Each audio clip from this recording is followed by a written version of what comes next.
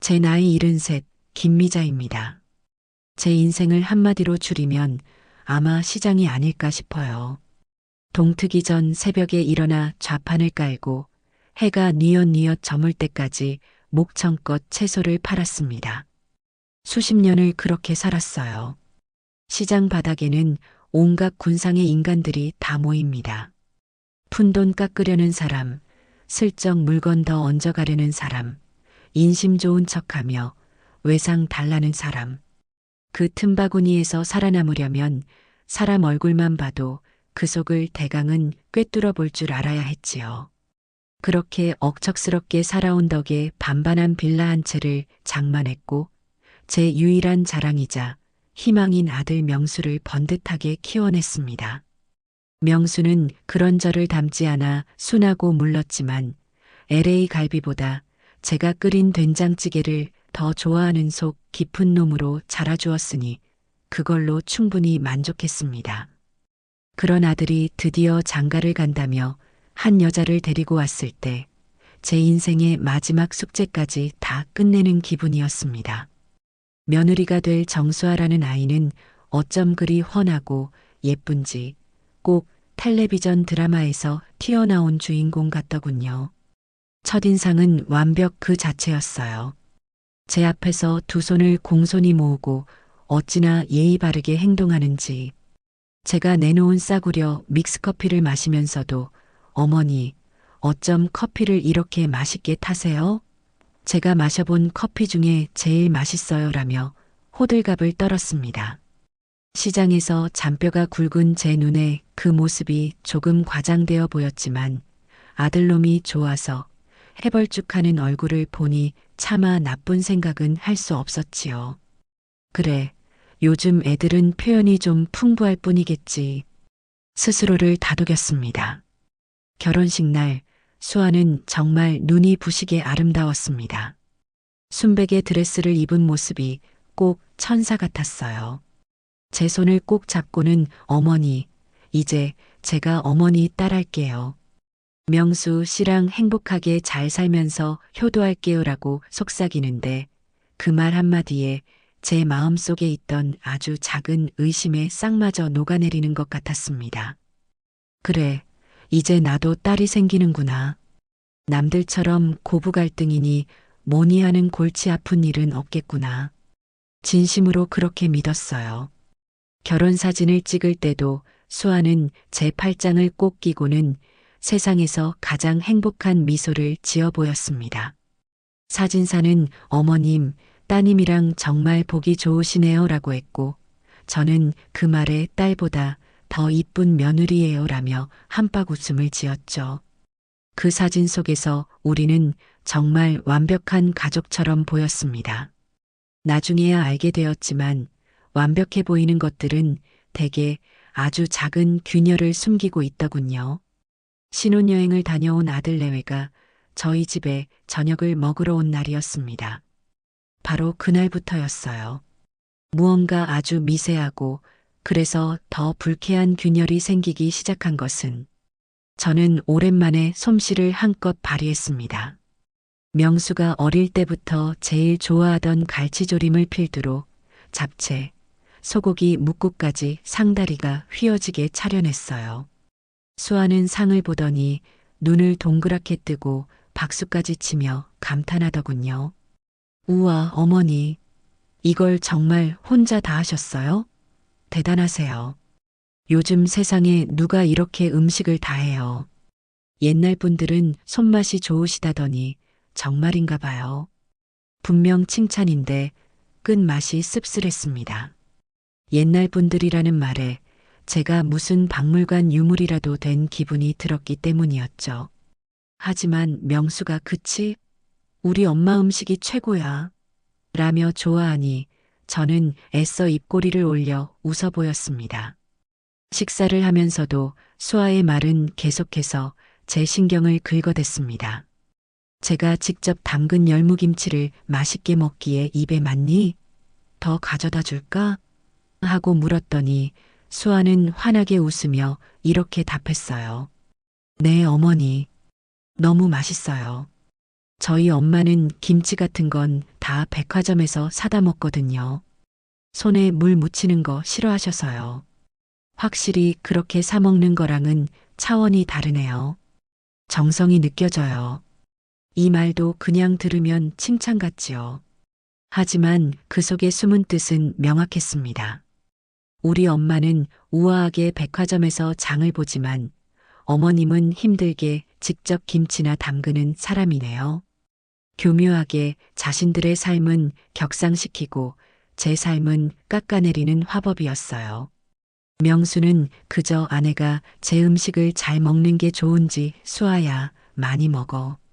엄마 김치가 진짜 맛있어라며 거들 뿐 아무것도 눈치채지 못했습니다.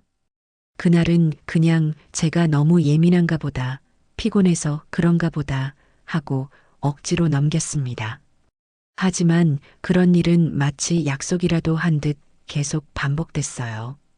며칠 뒤 제 생신이라며 아들 내외가 케이크를 사들고 저희 빌라에 들렀습니다. 수아는 집안을 쓱 둘러보더니 이렇게 말하더군요. 어머니, 이 집은 참 정겨워요. 아담하고. 요즘엔 이런 집에 사는 사람도 드문데 꼭 드라마 세트장 같아요. 시간 여행하는 기분도 들고요. 이번에도 제 기분은 바닥으로 곤두박질 쳤습니다. 제가 평생 시장에서 번 돈으로 제 청춘을 바쳐 장만한 소중한 보금자리가 이 아이에게는 그저 낡고 시대에 뒤떨어진 구경거리밖에 안 되는구나 싶었죠. 저는 아무 말도 하지 못하고 그저 웃기만 했습니다. 제가 무슨 말을 한들 아들놈은 우리 어릴 땐 다 이런 데서 살았어라며 헤헤거리게 뻔했으니까요. 수아의 말투는 늘 그런 식이었습니다. 칭찬에 탈을 쓴 무시, 상냥함으로 포장한 경멸, 은근하게 선을 그으며 저를 자신보다 아래 등급의 사람으로 취급하는 듯한 말투. 이걸 저만 느끼는 건지 아니면 정말로 이 아이가 악한 의도를 가지고 이러는 건지 머릿속이 복잡해졌습니다. 하지만 평생을 시장에서 진짜와 가짜를 가려내며 살아온 제감이 경고하고 있었어요. 저건 실수가 아니라 철저히 계산된 행동이라고. 결정적인 사건은 그로부터 한 달쯤 뒤에 터지고야 말았습니다. 그날은 아들 명수의 생일이었어요. 저는 궂은 비가 내리는 새벽부터 시장에 나가 가장 실한 미역과 한우를 사와 정성껏 생일상을 차렸습니다. 아들이 어릴 적 비 오는 날이면 유독 무릎이 아프다고 칭얼댔던 기억이 나서 뼈에 좋다는 도가니도 푹 고안했지요. 저녁 시간에 맞춰 도착한 아들 내외를 보며 저는 흐뭇한 마음으로 식탁에 앉으라고 손짓했습니다. 명수는 역시 엄마 밥이 최고야. 세상에서 제일 맛있어라며 허겁지겁 밥을 먹기 시작했어요. 바로 그때였습니다. 맞은편에 앉은 수아가 숟가락을 드는 둥마는 둥하더니 명수를 보며 조용히 하지만 모두가 들을 수 있는 목소리로 말했어요. 명수 씨, 맛있어? 명수 씨는 이런 한식보다 파스타나 스테이크 같은 걸 더 좋아하지 않아? 지난번 청담동 레스토랑 갔을 때 엄청 잘 먹었잖아.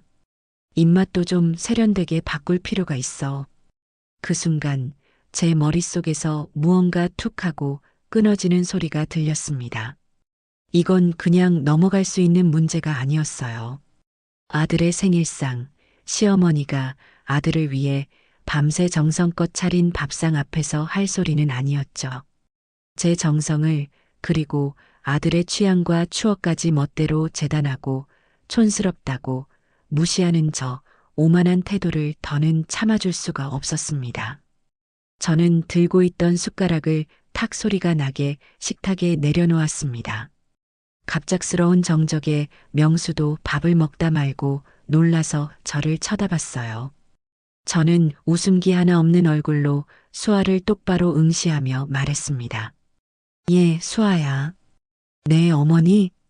수아는 무슨 일이냐는 듯 세상에서 가장 순진한 표정을 지어 보였어요.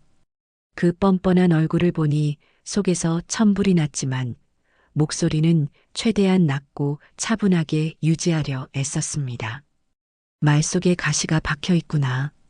듣는 사람 기분 상하게 하는 그런 말투는 고쳐야 한다. 제 말에 식탁 분위기는 순식간에 얼음장처럼 차가워졌습니다. 수아의 얼굴에서 미소가 싹 사라졌고 명수는 당황해서 어쩔 줄 몰라 하며 제 눈치와 아내의 눈치를 번갈아 살폈어요. 잠시 침묵이 흐른 뒤 수아는 언제 그랬냐는 듯 다시 생긋 웃으며 말하더군요. 어머님, 제가 뭐려? 무슨 오해를 하신 것 같아요. 저는 그냥 명수 씨가 워낙 서양 음식을 좋아하니까 혹시 입에 안 맞을까봐 걱정돼서 그런 건데 제 뜻이 잘못 전달됐나 봐요. 죄송해요. 오해? 제가 사람 말을 오해할 정도로 귀가 어둡고 어리석어 보이나? 네가 한 말의 속뜻을 제가 모를 것 같아? 제 단호한 말투에 수아는 결국 입을 다물었습니다. 문제는 제 아들놈이었어요. 명수는 제게 다가와 조심스럽게 팔을 붙잡으며 말했습니다. 엄마, 왜 그래? 수아가 정말 나쁜 뜻으로 한 말이 아니잖아. 그냥 표현이 서툴러서 그런 거지. 엄마가 너무 예민하게 받아들이는 거야. 제 생일인데 다 같이 좋게 넘어가요. 네. 그 말을 듣는 순간 저는 아들에 대한 서운함과 깊은 배신감에 눈앞이 캄캄해졌습니다. 제 아들이, 제가 평생을 바쳐 키운 제 아들이 저 교활한 여자의 편을 들고 있었습니다.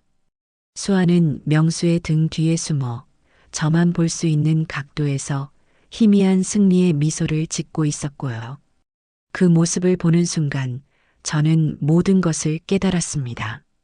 이건 시작에 불과하다는 것을, 그리고 이건 보통 심각한 문제가 아니라는 것을요. 이 집안의 평화를 지키기 위해서, 그리고 사람 보는 눈이 어두운 제 아들을 지키기 위해서라도 저는 더 이상 참고 웃어주기만 하는 순한 시어머니가 될 수 없다는 것을요. 아들놈 생일상 앞에서 그 난리를 치른 후 저희 집에는 냉기가 감돌았습니다. 명수는 제 눈치를 보느라 또 아내 비위를 맞추느라 안절부절 못했고 그 모습이 제 속을 더 뒤집어 놓았지요. 수아는 며칠간 저희 집에 발길을 끊었습니다. 보나 마나 제 아들놈 앞에서 눈물이라도 짰겠지요. 어머님이 나를 미워하신다.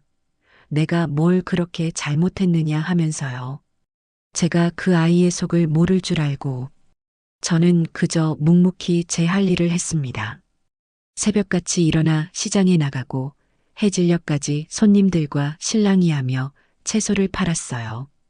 제게는 수십 년간 제 삶을 지탱해온 이 시장 바닥이 세상 그 어떤 전쟁터보다 익숙하고 편안했습니다.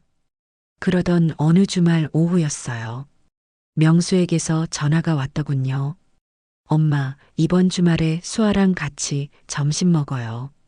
수아가 엄마한테 정식으로 사과하고 싶대요. 전화기 너머로 들려오는 아들의 목소리에는 안도와 기대가 섞여 있었습니다. 제 아들은 아직도 수아가 정말로 반성했을 거라 믿는 모양이었어요. 저는 그러냐 하고 짧게 답했지만 속으로는 다른 생각을 했습니다. 그 아이가 순순히 사과할 리가 없지요. 분명 다른 꿍꿍이가 있을 것이라 직감했습니다. 약속 장소는 저희 집 근처의 제법 비싼 한정식 집이었습니다. 수아가 예약한 곳이라고 하더군요. 제가 도착했을 때 두 사람은 이미 와서 저를 기다리고 있었습니다. 수아는 저를 보자마자 자리에서 벌떡 일어나 90도로 허리를 숙였습니다. 어머니, 죄송해요. 그날은 제가 생각이 짧았어요. 어머니께서 정성껏 차려주신 생신상 앞에서 제가 정말 큰 실수를 했어요. 그 모습이 어찌나 간절하고 진실해 보이는지 명수는 옆에서 감동한 얼굴로 저를 바라보더군요. 엄마, 이것 봐. 수아가 이렇게 반성하잖아. 그 눈빛이 말하고 있었습니다. 저는 아무 말 없이 자리에 앉아 물만 마셨습니다. 수아는 제 옆에 바싹 다가앉아 과일 주스를 따라주며 계속해서 사과를 늘어놓았어요. 제가 아직 철이 없어서 그래요, 어머니. 앞으로는 정말 말 한마디 한마디 조심할게요. 어머니 마음 불편하게 해드려서 정말 죄송해요. 저는 그저 수아의 얼굴을 빤히 쳐다봤습니다. 저렇게 예쁜 얼굴로 어쩜 저리 거짓말을 술술할까. 시장에서 물건값 깎으려고 죽는 소리 하던 단골들보다 한 수 위더군요. 잠시 후 값비싼 떡갈비 정식이 차려졌습니다. 수아는 제 밥그릇 위에 가장 크고 두툼한 떡갈비를 올려주며 살갑게 굴었어요. 식사를 하는 내내 분위기는 화기애애했습니다. 명수는 오랜만에 저희 세 사람이 웃으며 밥을 먹는 모습에 완전히 마음을 놓은 듯 보였어요. 그리고 바로 그때 수아가 조심스럽게 본론을 꺼내기 시작했습니다. 어머니, 요즘 물가가 너무 많이 올라서 걱정이에요. 시장은 좀 어떠세요? 늘 똑같지 뭐. 오르면 오르는 대로, 내리면 내리는 대로. 먹고 살자니 하는 거지. 제가 무심하게 답하자 수아는 한숨을 푹 쉬며 말했습니다. 그렇죠? 정말 월급 빼고는 다 오르는 것 같아요. 명수 씨 월급만으로는 서울에서 집 사기는커녕 전세금 올려주기도 벅차네요. 그래서 말인데요, 어머니. 요즘 같은 세상에 은행에만 돈 넣어두는 건 정말 바보 같은 짓이래요. 드디어 올 것이 왔구나 싶었습니다.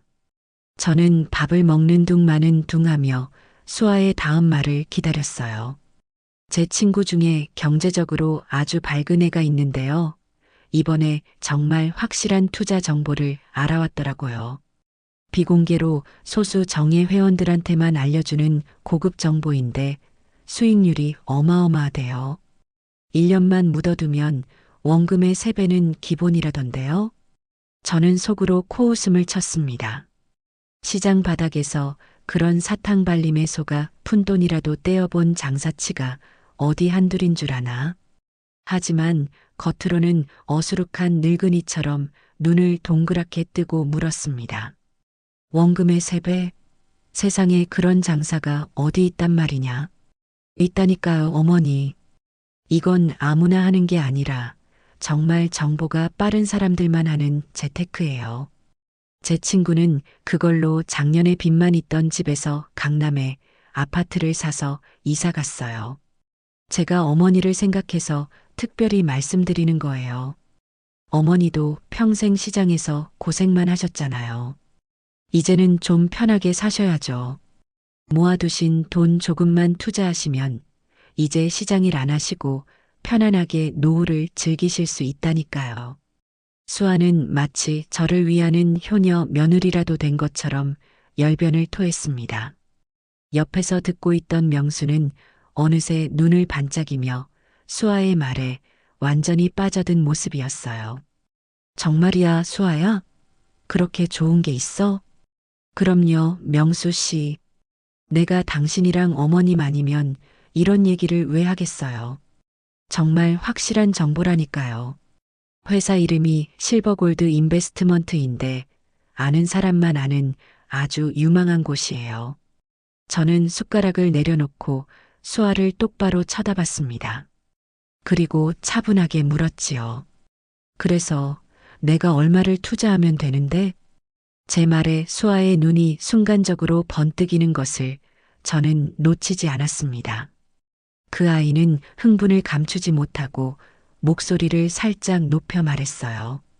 어머니, 투자금이 많을수록 수익률도 더 높아져요. 어머니께서 평생 모아두신 돈 전부 투자하시면 아마 1년 뒤에는 이 근방에서 제일 좋은 아파트로 이사 가실 수 있을걸요? 내 전 재산을 말하는 거냐? 네, 어머니. 이왕 하실 거면 확실하게 하셔야죠. 제가 다 알아서 해드릴게요. 계약서 쓰는 것부터 돈 보내는 것까지. 어머니는 그냥 가만히 앉아서 돈 버시면 돼요. 저는 잠시 아무 말도 하지 않았습니다. 제 침묵을 긍정의 신호로 받아들였는지 수아와 명수는 기대에 찬 눈으로 저를 바라봤어요. 저는 냅킨으로 입을 닫고 자리에서 일어났습니다. 그리고 두 사람을 향해 제 평생의 경험과 연륜을 담아 한마디를 던졌습니다. 꿈 깨라. 제 단호한 한마디에 두 사람의 얼굴이 순식간에 굳어졌습니다. 저는 지갑에서 식사 비용보다 조금 더 넉넉한 액수의 돈을 꺼내 테이블 위에 탁 내려놓으며 말을 이었습니다. 세상에 공짜는 없다. 특히 땀 흘리지 않고 버는 돈은 더더욱 없는 법이야. 니들이 말하는 그게 사기가 아니면 뭔데? 내 돈? 내 돈은 내가 평생 새벽잠 설쳐가며 찬물에 손 담가가며 허리 한번 제대로 못 펴고 번 돈이다. 그런 돈을 너 같은 애송이의 사탕 발림에 넘겨줄 만큼 내가 어리석어 보이나? 제 말은 얼음 송곳처럼 날아가 두 사람의 심장에 박혔습니다.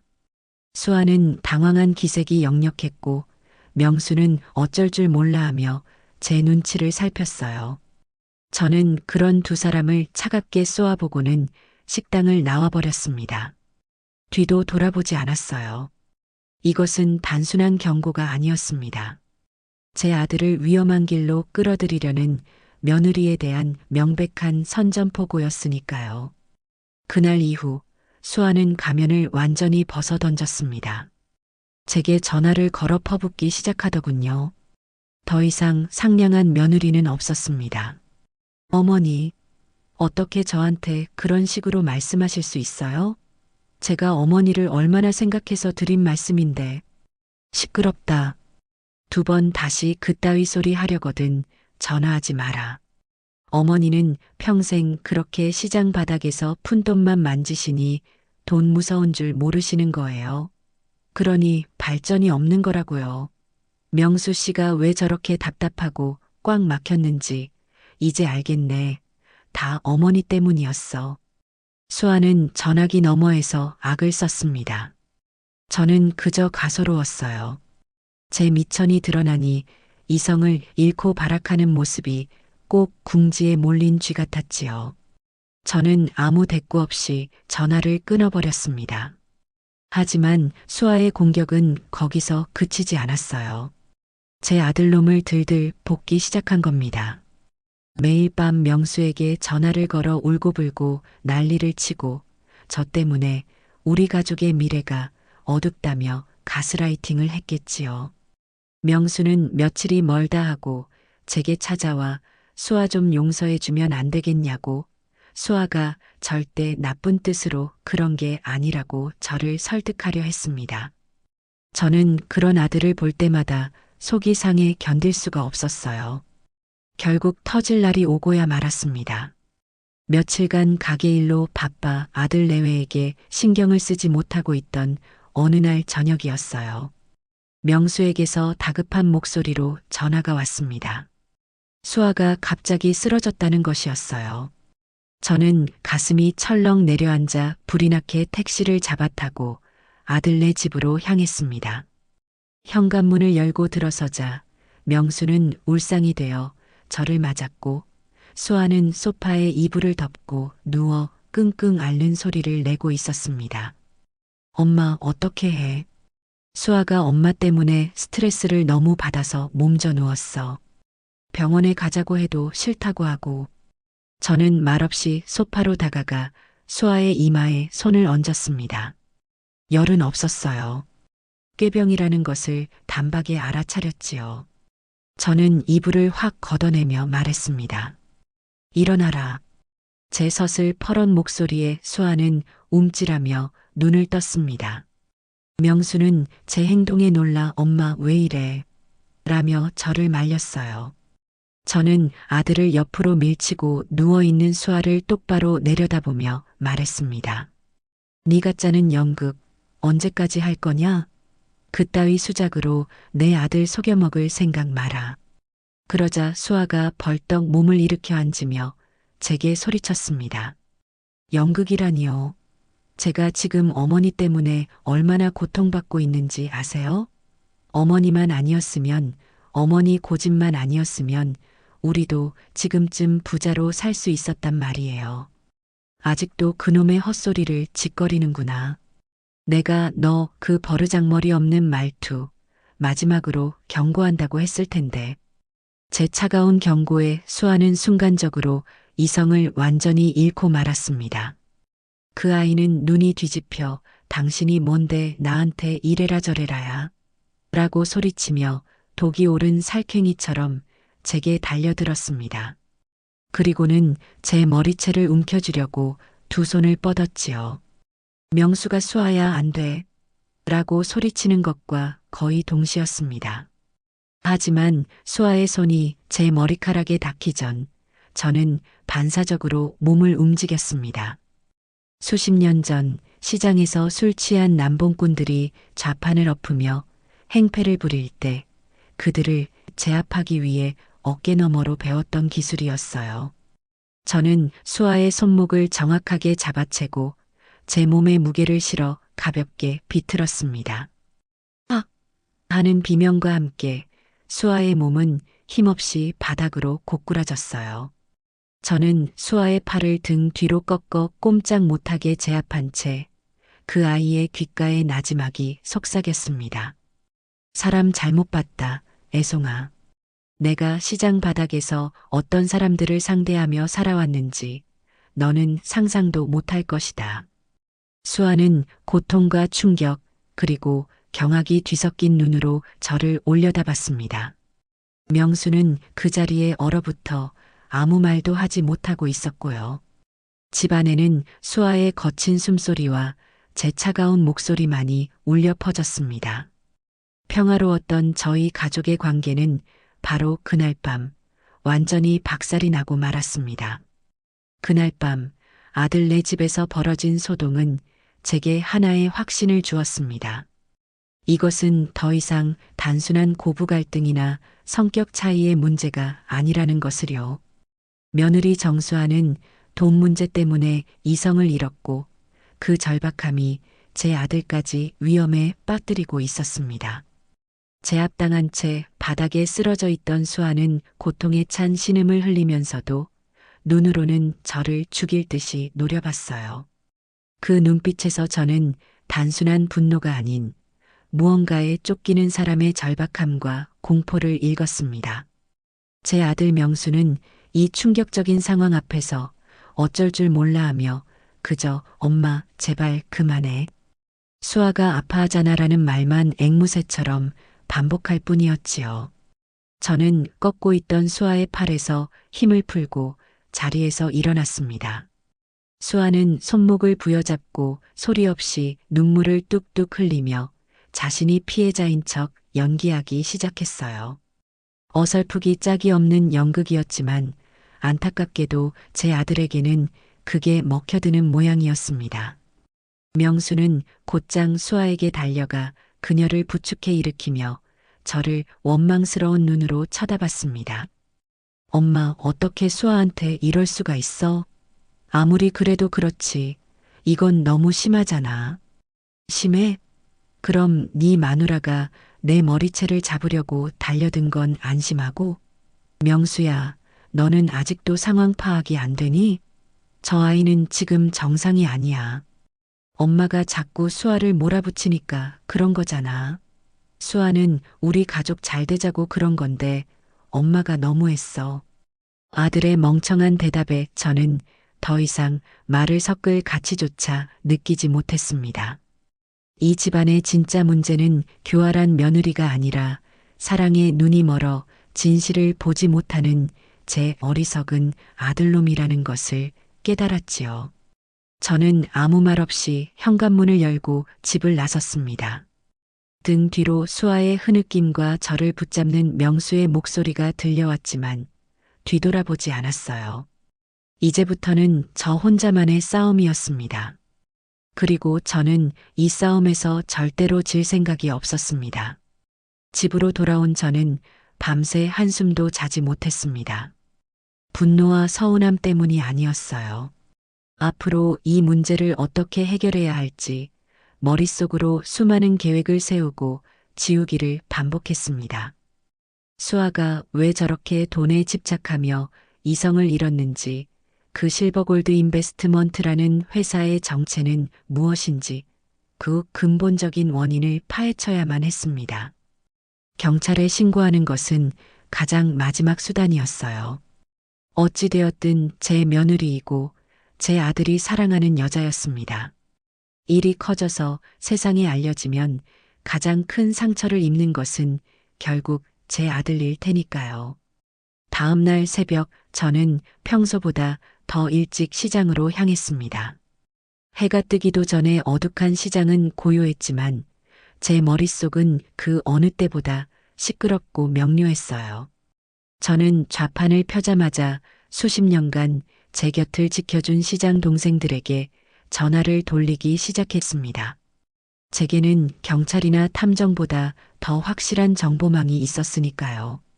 바로 수십 년간 동고동락하며 쌓아온 시장의 인맥이었지요. 첫 번째 전화는 마포에서 부동산을 하는 마포안테나에게 걸었습니다. 본명은 박철수인데 어찌나 말 많고 유머러스한지 시장 사람들이 모두 그렇게 불렀지요. 철수야, 나 미자 언니야. 바쁘니? 어이구, 형님. 이 새벽에 웬일이십니까? 형님이 전화하실 정도면 큰일인데. 사람 하나 그리고 회사 하나만 좀 알아봐줘. 이름은 정수아, 29살. 그리고 실버골드 인베스트먼트라는 회사다.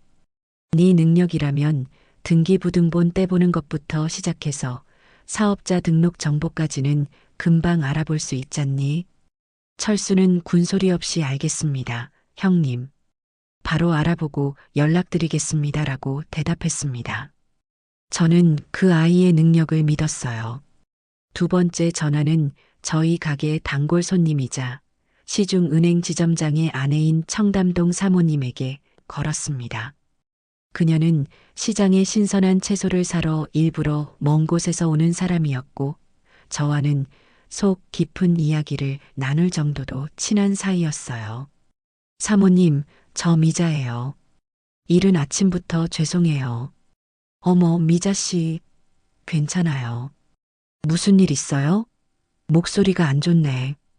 다름이 아니라 혹시 실버골드 인베스트먼트라는 회사에 대해 들어보신 적 있으세요? 요즘 고수익을 보장한다며 투자를 권유하는 모양인데 전화기 너머로 사모님의 목소리가 심각해졌습니다. 미자 씨, 혹시 거기 투자했어요? 절대 안 돼요. 그거 요즘 은행권에서 예금 빼내서 투자 사기치는 전형적인 수법이에요. 유사수신행위 업체로 블랙리스트에 올라와 있는 곳이라고요. 얼마 전에도 저희 은행 고객 한 분이 거기 돈 넣었다가 전 재산 날리고 소송 준비 중이에요. 절대 엮이면 안 돼요.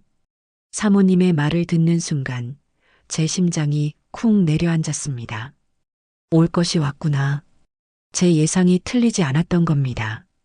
마지막 전화는 옆가게 과일집 손자 녀석에게 했습니다. 그 아이는 대학에서 컴퓨터 공학을 전공한 컴퓨터 박사로 통했지요. 저는 그 아이에게 수아가 말했던 투자 회사의 이름과 특징을 알려주고 인터넷에 관련된 정보가 있는지 샅샅이 뒤져봐 달라고 부탁했습니다. 할머니, 걱정 마세요.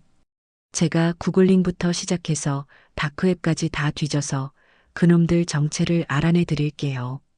손자 녀석은 자신만만하게 말했습니다. 저는 그렇게 제 시장 정보망을 총동원했습니다. 이제 제가 할 일은 놈들의 정체가 수면 위로 드러나기를 기다리는 것뿐이었어요. 정보는 생각보다 훨씬 빨리 들어오기 시작했습니다. 그날 오후 가게를 정리하고 있을 무렵 마포안테나에게서 전화가 왔습니다. 형님, 알아봤습니다. 정수아, 그 아가씨 앞으로 된 재산은 아무것도 없습니다. 현재 사는 아파트도 명수 앞으로 전세 계약이 되어 있고요. 더 놀라운 건 최근 석 달 사이에 제2금융권, 그러니까 저축은행이랑 대부업체에서 총 1억 원의 대출을 받은 기록이 있습니다.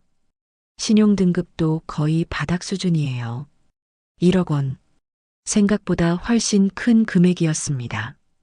그 돈이 전부 그 사기 회사로 들어갔을 것이라 생각하니 눈앞이 아찔했어요. 회사는 어떠냐? 그 실버골드인지 뭔지 아는 회사는요. 서류상으로만 존재하는 유령 회사입니다. 강남에 번듯한 사무실 주소가 있길래 직접 가봤더니 웬 다단계 업체가 쓰고 있더군요.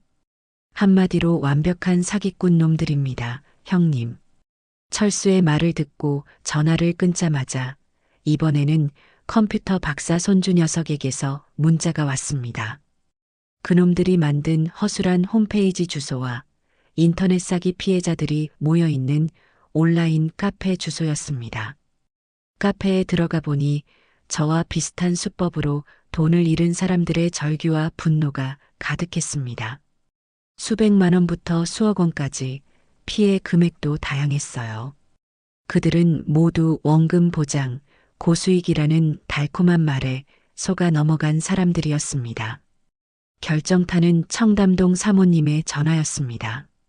미자 씨, 내가 남편 통해서 좀 더 알아봤어. 그 업체, 곧 경찰 수사가 들어갈 예정이래. 지금 피해자들이 모여서 집단 소송을 준비하고 있고 언론에도 제보가 들어간 모양이야. 조만간 뉴스에 대문짝만하게 나올 거야.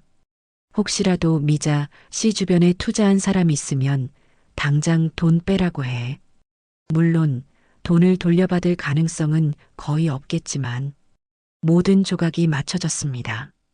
제 며느리 정수아는 사기를 당한 피해자이자 동시에 제 돈까지 끌어들여 자신의 손실을 메꾸려 했던 가해자였습니다.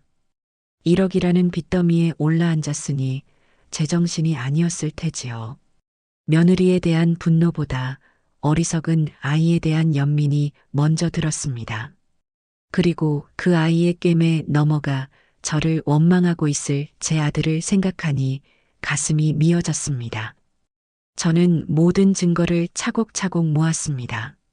철수가 보내준 등기 서류, 손주 녀석이 출력해준 인터넷 피해 사례들, 그리고 사모님과의 통화 내용을 요약한 메모까지. 이 모든 것을 가지고 이제 제 아들을 만나러 가야 했습니다. 눈에 씬 콩깍지를 벗겨주고 우리가 지금 얼마나 끔찍한 현실에 처해 있는지를 똑똑히 알려줘야 했습니다. 반격의 시간은 이제부터 시작이었습니다. 다음 날 저는 단단히 마음을 먹고 아들 명수에게 전화를 걸었습니다. 목소리는 최대한 아무렇지 않게 평소처럼 유지하려 애썼어요. 명수야, 점심이나 같이 먹자. 할 말도 있고. 전화기 너머의 아들은 잠시 머뭇거렸습니다. 곁에 수아가 있는 것이겠지요. 엄마, 수아도 같이라고 운을 떼려는 아들의 말을 저는 단호하게 잘랐습니다. 아니, 너하고만 볼 일이 있다. 둘이서만 보자. 제 목소리에 담긴 강단 때문이었을까요? 명수는 더 이상 토를 달지 않고 약속 장소와 시간을 정했습니다. 저희는 회사 근처의 조용한 찻집에서 만나기로 했어요. 저는 약속 시간보다 일부러 조금 늦게 도착했습니다.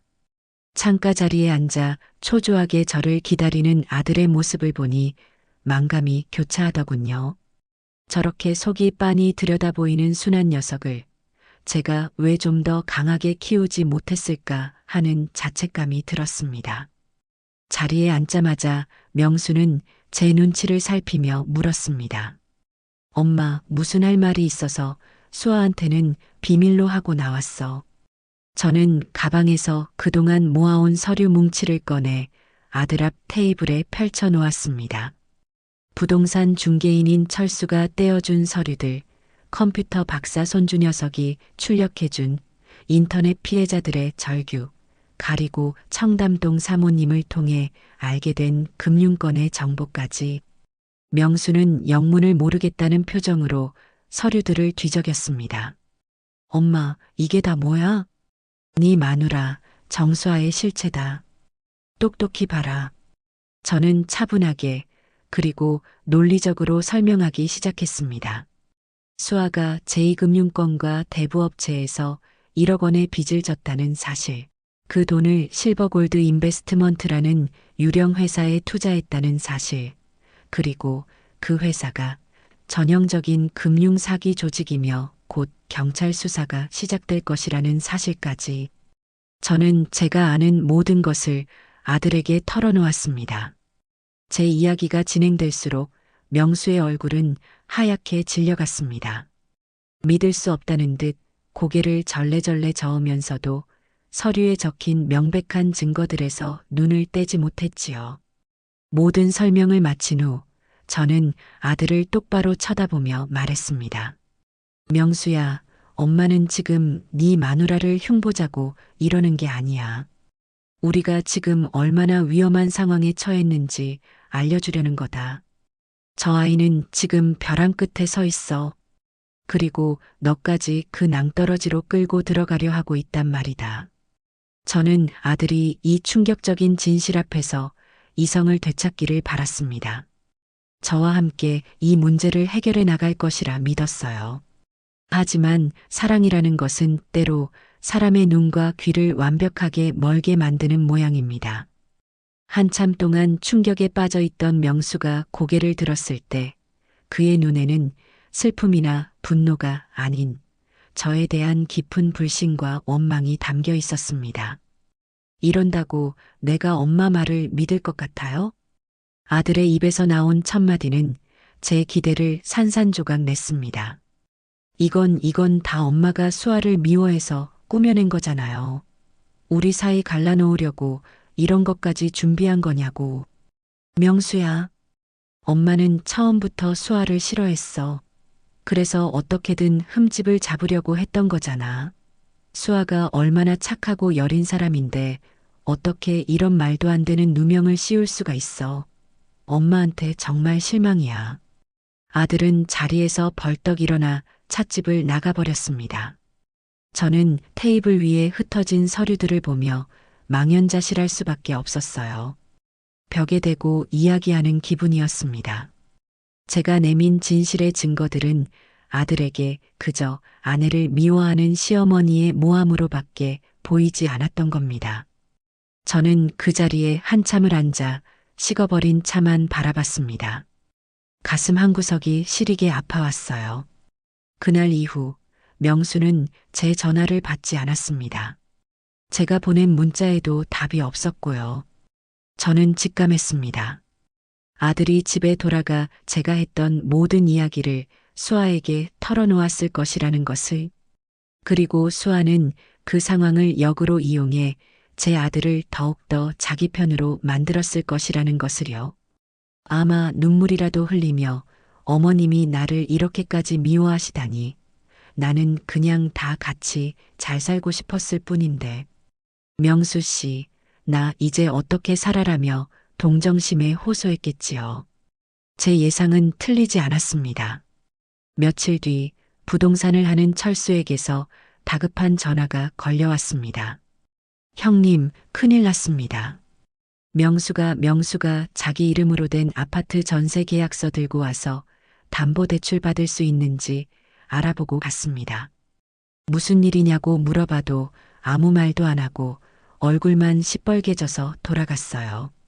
그 말을 듣는 순간 제 머리를 무언가가 세게 내리치는 듯한 충격을 받았습니다. 수아가 결국 제 아들까지 끌어들여 마지막 발악을 하고 있는 것이었습니다.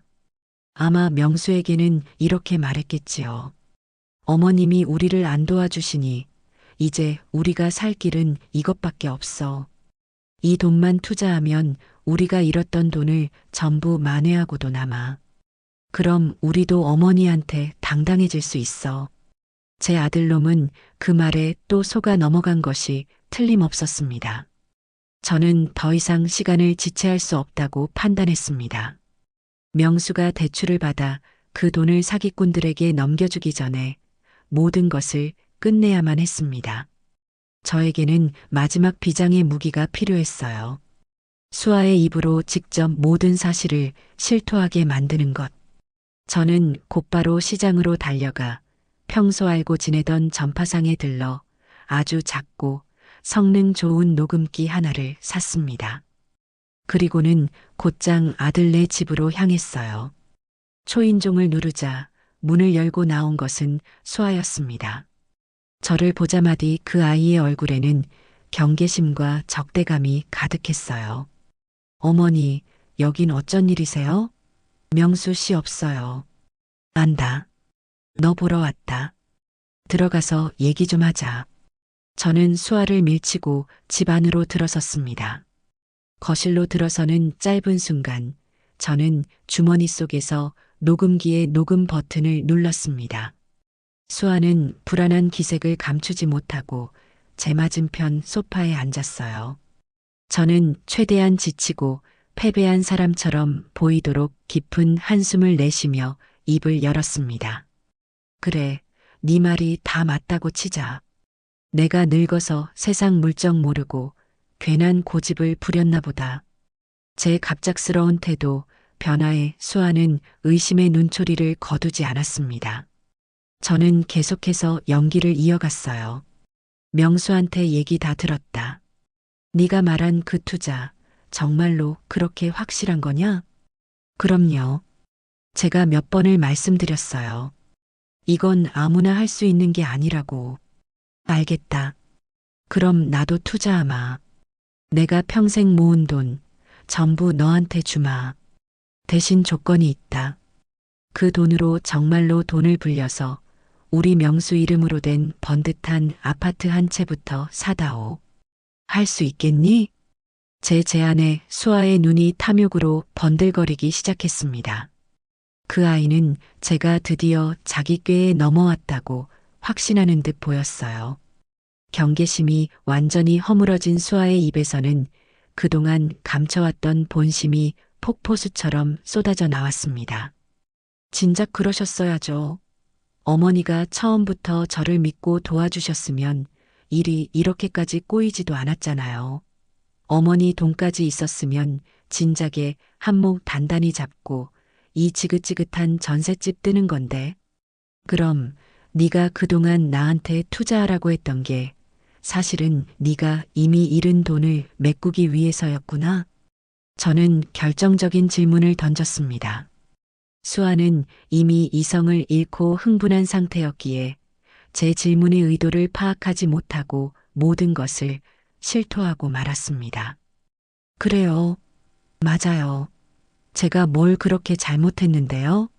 저도 잘 살아보려고 한 죄밖에 없다고요. 그런데 어머니가 사사건건 방해하고 무시했잖아요. 명수 씨도 어머니만 없었으면 진작에 저를 도와줬을 사람이에요. 이 모든 게 다 어머니 탓이라고요. 수아는 악을 쓰며 저를 비난했습니다. 그 목소리는 제 주머니 속 녹음기에 고스란히 담기고 있었지요. 저는 목적을 달성했다고 판단하고 자리에서 일어났습니다. 알겠다. 네 속마음이 그렇다는 거 잘 알았다. 영문을 모르는 수아는 저를 멍하니 쳐다봤습니다. 저는 아무 말 없이 집을 나섰어요. 엘리베이터에 올라탄 저는 주머니 속에서 뜨거워진 녹음기를 꺼내 들었습니다. 제 손은 살짝 떨리고 있었지만 마음은 강철처럼 차갑고 단단했습니다. 이제 모든 증거는 제 손안에 들어왔습니다. 이 녹음 파일이 바로 제 아들의 눈에서 흐르는 눈물을 닦아주고 이 지긋지긋한 상황을 끝낼 마지막 열쇠였습니다. 아들네 집을 나선 제 손에는 작고 차가운 녹음기 하나가 들려 있었습니다. 그 안에는 며느리 정수아의 날 것 그대로의 목소리, 그 아이의 탐욕과 분노, 그리고 어리석음이 고스란히 담겨 있었지요. 엘리베이터가 1층에 도착하고 문이 열렸지만 저는 한참 동안 그 안에 서서 멍하니 숫자판만 바라봤습니다. 이 작은 기계 하나면 이 모든 지긋지긋한 갈등을 끝낼 수 있었습니다. 당장 아들에게 달려가 이 녹음 파일을 들려주면 사랑에 눈이 멀었던 아들놈도 제정신을 차리겠지요. 며느리의 가면을 제 손으로 벗겨내고 그 아이를 이 집안에서 완전히 몰아내는 것은 이제 식은 죽 먹기보다 쉬운 일이었습니다. 하지만 저는 그러고 싶지 않았어요. 수아를 그냥 내치는 것은 너무 쉬운 해결책이었습니다. 그 아이가 저지른 잘못은 밉고 괘씸했지만 그보다 더 화가 나는 것은 제 아들과 며느리를 나락으로 끌어들이려 했던 그 사기꾼 놈들이었습니다. 땀 흘려 돈 버는 사람들의 피 같은 돈을 달콤한 말로 홀려 빼앗아가는 사회의 암적인 존재들. 그들을 이대로 내버려 둔다면 또 다른 누군가가 저희 가족과 같은 고통을 겪게 될 것이 뻔했습니다. 그리고 무엇보다 사기를 당해 1억이라는 빚더미에 올라앉은 며느리를 그냥 내쫓는다고 해서 문제가 해결되는 것이 아니었어요. 그 빚은 고스란히 제 아들 명수의 몫으로 돌아올 테니까요. 저는 이 문제의 뿌리를 뽑아내기로 결심했습니다. 며느리를 벌하는 것에서 그치는 것이 아니라 이 판을 설계한 놈들까지 전부 끌어내어 법의 심판을 받게 만들기로요. 그러기 위해서는 바로 그 덫에 걸려 허우적대고 있는 제 며느리 정수아가 필요했습니다. 다음 날 아침 저는 해가 뜨기도 전에 수아에게 전화를 걸었습니다. 아마 밤새 잠을 설쳤겠지요. 전화기 너머로 들려오는 그 아이의 목소리는 바짝 말라 있었습니다. 여보세요. 나다. 어제 내가 한 제안 아직 유효하다. 네가 그 사기꾼 놈들 본사에 직접 가서 내 돈을 투자하겠다고 판을 벌여라. 내가 아주 돈 많고 어수룩한 시어머니 연기를 해줄 테니 대신 네가 살 길은 그것뿐이라는 것만 명심해라. 수아는 잠시 아무 말이 없었습니다. 제 의도를 파악하려 머리를 굴리는 것이겠지요. 저는 마지막 쐐기를 박았습니다. 어제 네가 내뱉은 말들 여기 전부 녹음되어 있다. 이걸 명수에게 들려주기 전에 그리고 경찰서에 가져가기 전에 결정하는 게 좋을 거야. 선택은 네 몫이다. 전화기 너머로 수아의 가쁜 숨소리가 들려왔습니다. 잠시 후 기어들어가는 목소리로 대답이 돌아왔어요. 알겠어요. 어머니 말씀대로 할게요. 궁지에 몰린 쥐는 고양이를 무는 법이지만 그 고양이가 호랑이일 경우에는 이야기가 달라지는 법이지요. 수아는 제 제안을 받아들일 수밖에 없었습니다. 저는 그 아이에게 오늘 오후에 시장에 있는 제 가게로 찾아오라고 말하고 전화를 끊었습니다. 수아를 기다리는 동안 저는 본격적으로 작전을 준비하기 시작했습니다. 혼자서는 할 수 없는 일이었어요. 제게는 수십 년간 시장 바닥에서 동고동락하며 다져온 피보다 진한 의리로 뭉친 제 사람들이 있었습니다.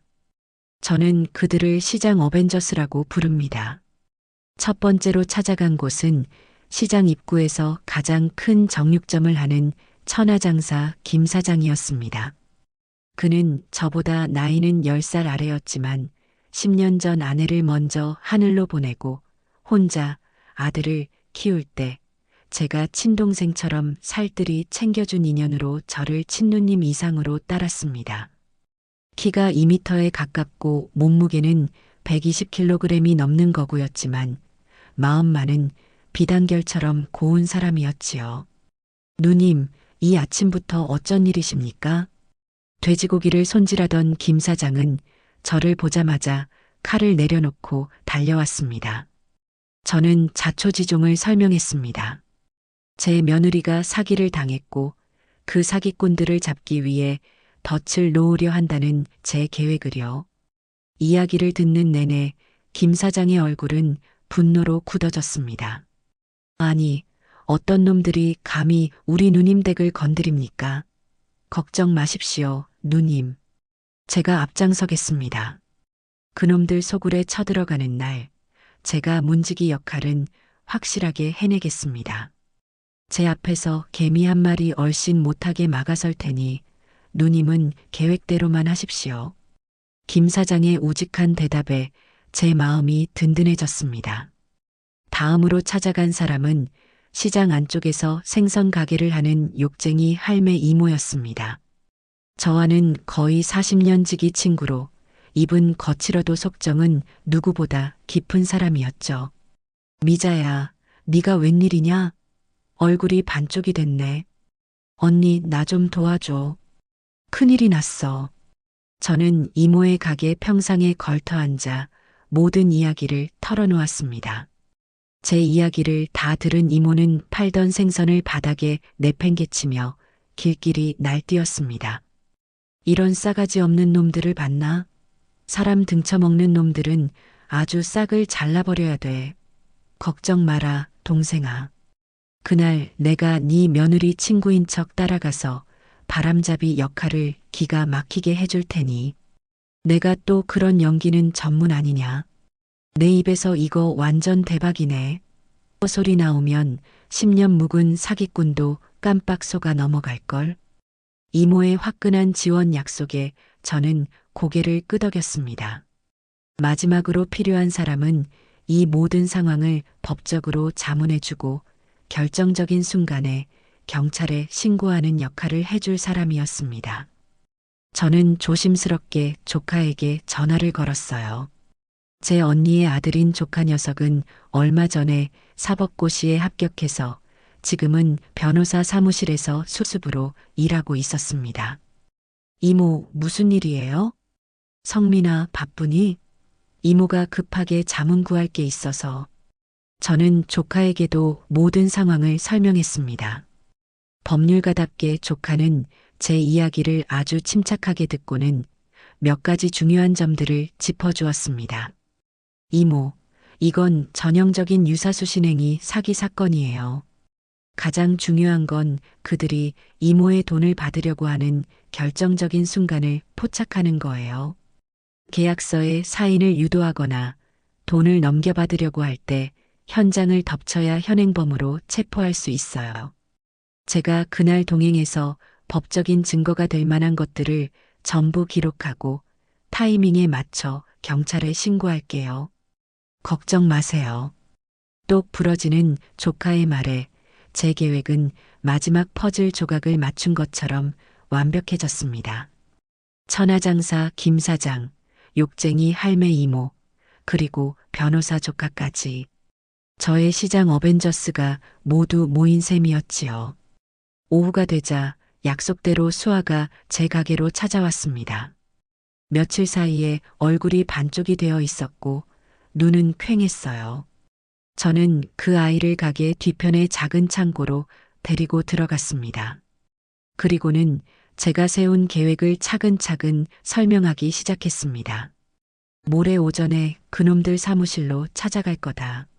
너는 나를 돈은 많지만 세상 물정 모르는 시어머니라고 소개하고 나는 며느리 등살에 못 이겨 투자 설명회 한번 들어보러 온 부잣집 노인 연기를 할 거다.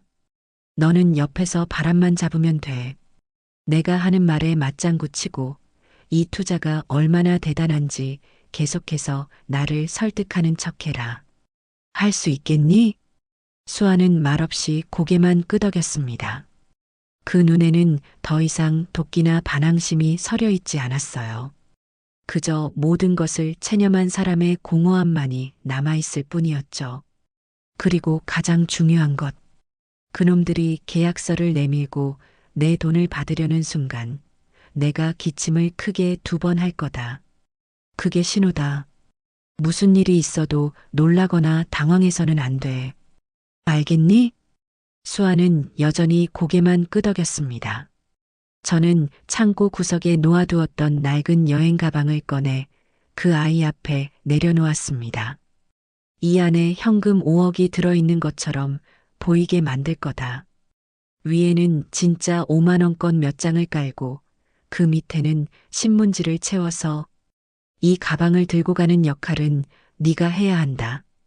그래야 그놈들이 너를 더 믿을 테니까. 수아는 텅 빈 눈으로 그 낡은 여행 가방을 내려다봤습니다. 자신이 얼마나 어리석고 위험한 일에 발을 들였는지 이제야 뼈저리게 느끼는 듯 보였습니다. 저는 그 아이의 어깨를 가만히 두드리며 말했습니다. 이 일이 끝나면 네가 진 빚 1억, 그리고 네가 저지른 잘못, 전부 처음부터 다시 생각해보자. 네가 어떻게 하느냐에 따라 너에게도 다시 한번 기회가 주어질 수 있다. 그 말을 끝으로 저는 수아를 돌려보냈습니다. 이제 모든 준비는 끝났습니다. 사기꾼들을 잡기 위한 덫은 완벽하게 설치되었고 미끼는 제 스스로 덫 안으로 걸어 들어갈 준비를 마쳤습니다. 이틀 뒤 저는 제 인생을 건 가장 큰 판을 벌이게 될 것이었습니다. 작전 당일 하늘은 거짓말처럼 맑았습니다. 저는 평소처럼 새벽에 일어나 시장 일을 봤지만 마음은 온통 강남의 그 사기꾼 소굴에 가 있었지요. 오전 10시 저는 시장 동료들에게 잠시 가게를 맡기고 약속 장소로 향했습니다. 약속 장소인 시장 앞 버스 정류장에는 저의 든든한 시장 어벤져스가 모두 모여 있었습니다. 천하장사 김 사장은 평소 입던 피 묻은 작업복 대신 몸에 꽉 끼는 양복을 차려입고 와서 어색하게 서 있었습니다. 그 모습이 어찌나 우스꽝스러운지 저도 모르게 웃음이 터질 뻔했어요. 욕쟁이 할매 이모는 화려한 꽃무늬 블라우스에 진주 목걸이까지 하고 나타나 누가 봐도 돈 좀 있는 집 사모님 행색이었습니다. 변호사 조카 성민이는 깔끔한 정장 차림에 서류 가방까지 들고 와서 제가 믿는 구석이라는 것을 온몸으로 보여주고 있었지요. 그리고 마지막으로 조금 떨어진 곳에 수아가 문제의 돈 가방을 들고 초조한 얼굴로 서 있었습니다. 저는 모두를 둘러보며 마지막으로 작전을 확인했습니다. 김 사장은 나하고 수아가 사무실로 들어간 뒤 10분 후에 건물 입구에서 담배 피우는 척하며 대기해 누가 나오거나 들어가려 하면 그 덩치로 최대한 길을 막고 시간을 끌어. 성민이 너는 근처 카페에서 노트북 켜놓고 대기하다가 내가 신호를 보내면 바로 경찰에 신고하고 사무실로 뛰어들어와. 이모는 나하고 같이 들어가서 내 옆방에서 상담받는 부자 친구 연기 알지? 모두가 비장한 얼굴로 고개를 끄덕였습니다. 저는 수아에게 다가가 나지막이 말했습니다. 이제부터 너는 내 며느리가 아니라 내 돈을 노리는 사기꾼과 한패다. 연기, 똑바로 해라. 네 인생이 걸린 문제다. 수아는 마른 침을 삼키며 고개를 끄덕였습니다. 우리는 2대의 택시에 나눠 타고 강남으로 향했습니다. 택시 창밖으로 보이는 화려한 빌딩 숲을 보며 저는 수십 년 전 보따리 하나 들고 서울에 올라왔던 제 젊은 시절을 떠올렸습니다. 그때나 지금이나 이 거대한 도시는 가진 것 없는 사람들의 꿈을 먹고 자라는 괴물처럼 느껴졌지요. 실버골드 인베스트먼트라는 거창한 이름의 회사는 번화가의 한 오피스텔 건물 7층에 자리 잡고 있었습니다. 건물 자체는 번듯했지만 엘리베이터에서 내리자마자 느껴지는 분위기는 어딘가 모르게 엉성하고 저렴했어요. 유리문 안으로 보이는 사무실은 겉보기에는 그럴싸하게 꾸며져 있었습니다. 반짝이는 대리석 바닥에 벽에는 성공한 사람들의 명언 액자가 걸려 있었고 젊은 직원들은 모두 똑같은 유니폼을 입고 바쁘게 움직이는 척하고 있었지요. 하지만 시장에서 평생 진짜와 가짜를 구별하며 살아온 제 눈에는 그 모든 것이 가짜라는 게 보였습니다. 대리석은 진짜가 아닌 시트지였고 직원들의 미소는 어색했으며 그들의 눈빛에는 손님에 대한 존중이 아닌 먹잇감을 보는 탐욕이 서려 있었습니다.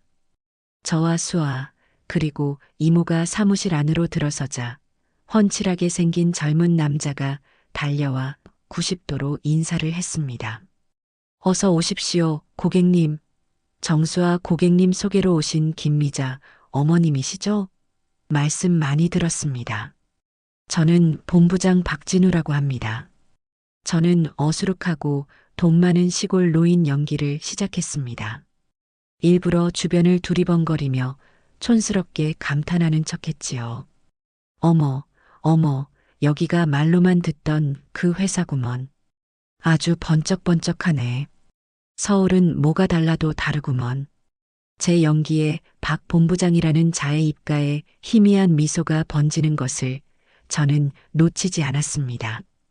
그는 저를 완전히 쉬운 먹잇감으로 판단한 듯 보였어요.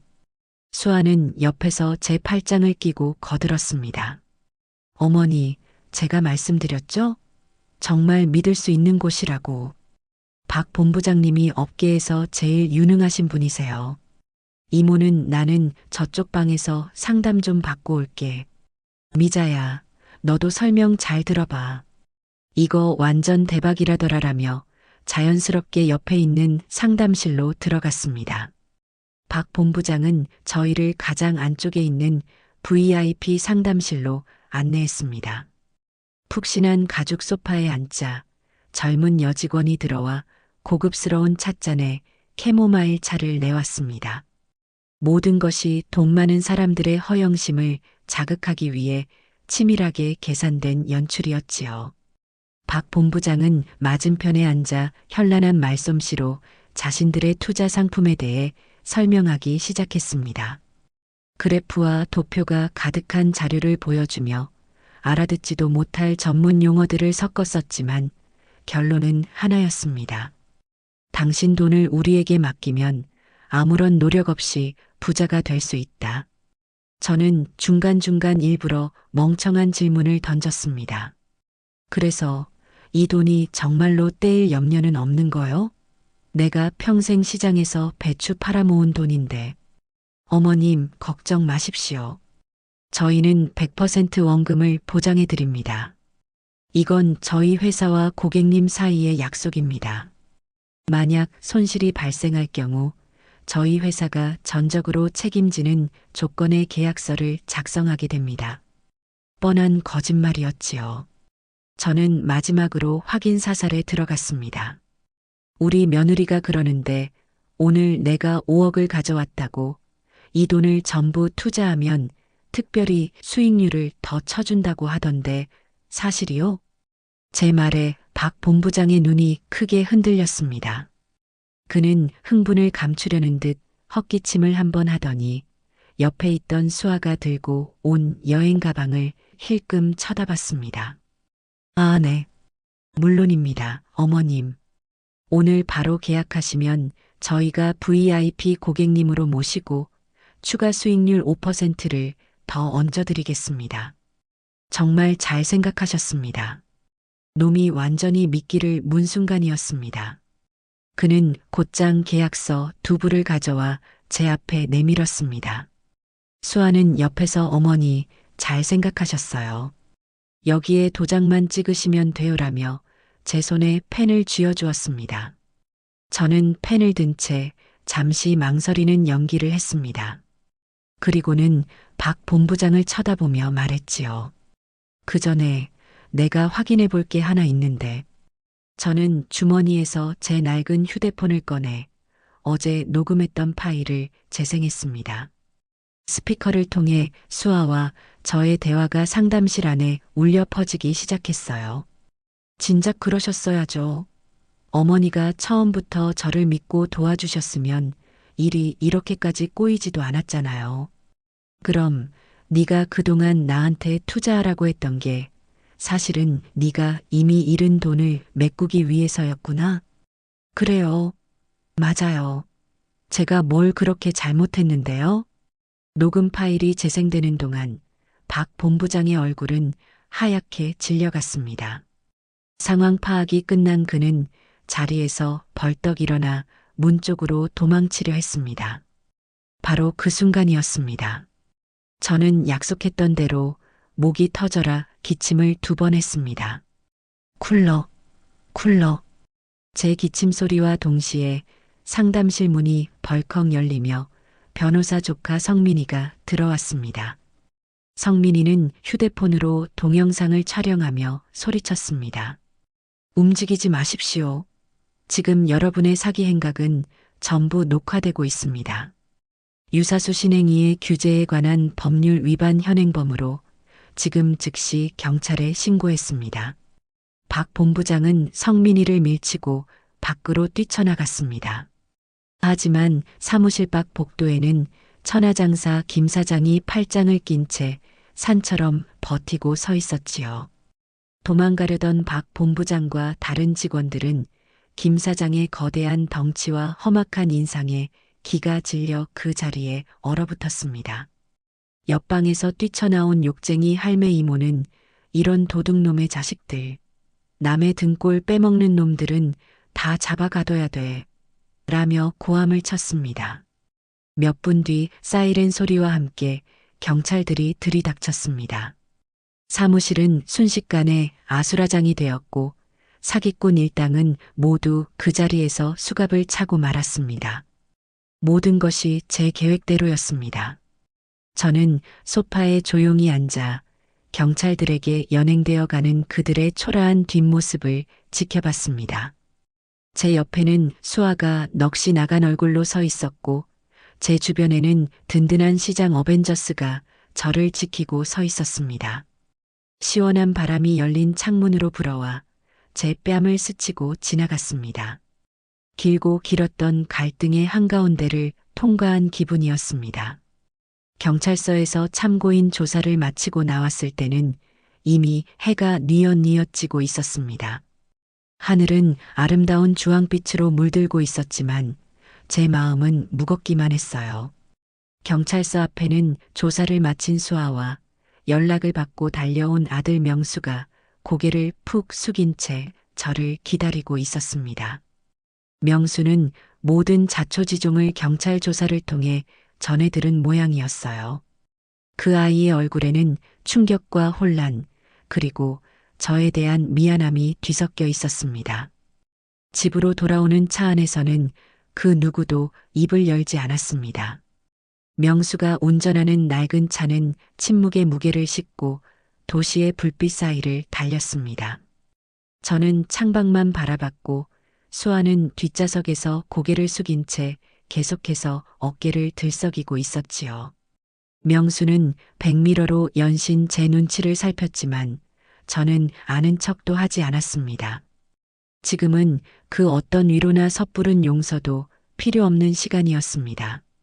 오직 혹독한 진실을 마주해야만 하는 시간이었지요. 저희 집 거실에 세 사람이 마주 앉았을 때 무거운 침묵이 다시 저희를 짓눌렀습니다. 찻잔에 담긴 따뜻한 보리차가 다 식어갈 때쯤 먼저 침묵을 깬 것은 수아였습니다. 그 아이는 소파에 앉아있던 자리에서 스르르 내려와 제 앞에 무릎을 꿇었습니다. 그리고는 이마가 바닥에 닿을 정도로 깊이 고개를 숙였어요. 어머니, 제가 죽을 죄를 지었습니다. 죄송합니다. 수아의 목소리는 형편없이 갈라져 나왔습니다. 그동안의 연기와는 다른 진심에서 우러나오는 절망과 후회의 목소리였습니다. 제가 어리석었습니다. 제 욕심 때문에 어머니와 명수 씨에게 씻을 수 없는 상처를 드렸어요. 돈에 눈이 멀어 해서는 안 될 짓을 했습니다. 정말 죄송합니다. 수아는 오랫동안 고개를 들지 못하고 흐느꼈습니다. 그 모습을 지켜보던 명수도 결국 참았던 눈물을 터뜨리고 말았습니다. 아들놈도 제 앞에 무릎을 꿇고 앉아 울먹이며 말했어요. 어머니, 제가 잘못했어요. 제가 어리석었어요. 어머니 말씀을 믿지 않고 수아 편만 들면서 어머니 가슴에 못을 박았어요. 어머니가 저희를 구하려고 그렇게 애쓰시는 동안 저는 아무것도 모르고 어머니를 원망만 했어요. 죄송해요, 엄마. 정말 죄송해요. 두 아이가 제 앞에서 눈물로 무너져 내리는 모습을 보니 제 마음도 편치 않았습니다. 하지만 저는 이 순간 마음 약해져서는 안 된다고 스스로를 다잡았습니다. 이 아이들에게 필요한 것은 값싼 동정이 아니라 자신들의 잘못을 스스로 책임질 수 있도록 이끌어주는 어른의 역할이었습니다. 저는 조용히 찻잔을 내려놓고 두 사람을 차례로 둘러보며 입을 열었습니다. 제 목소리는 얼음장처럼 차갑고 단단했습니다. 일어나라. 니들의 눈물이 지금 이 상황을 해결해 주지는 않는다. 제 말에 두 사람은 울음을 그치고 고개를 들었습니다. 저는 먼저 수아를 똑바로 쳐다보며 말했습니다. 정수아, 네가 진 빚 1억, 그건 온전히 네 몫이다. 내가 갚아줄 생각은 눈곱만큼도 없다. 사기당한 돈을 일부라도 돌려받게 될지 아니면 한 푼도 못 건지게 될지는 앞으로 법이 알아서 할 일이다.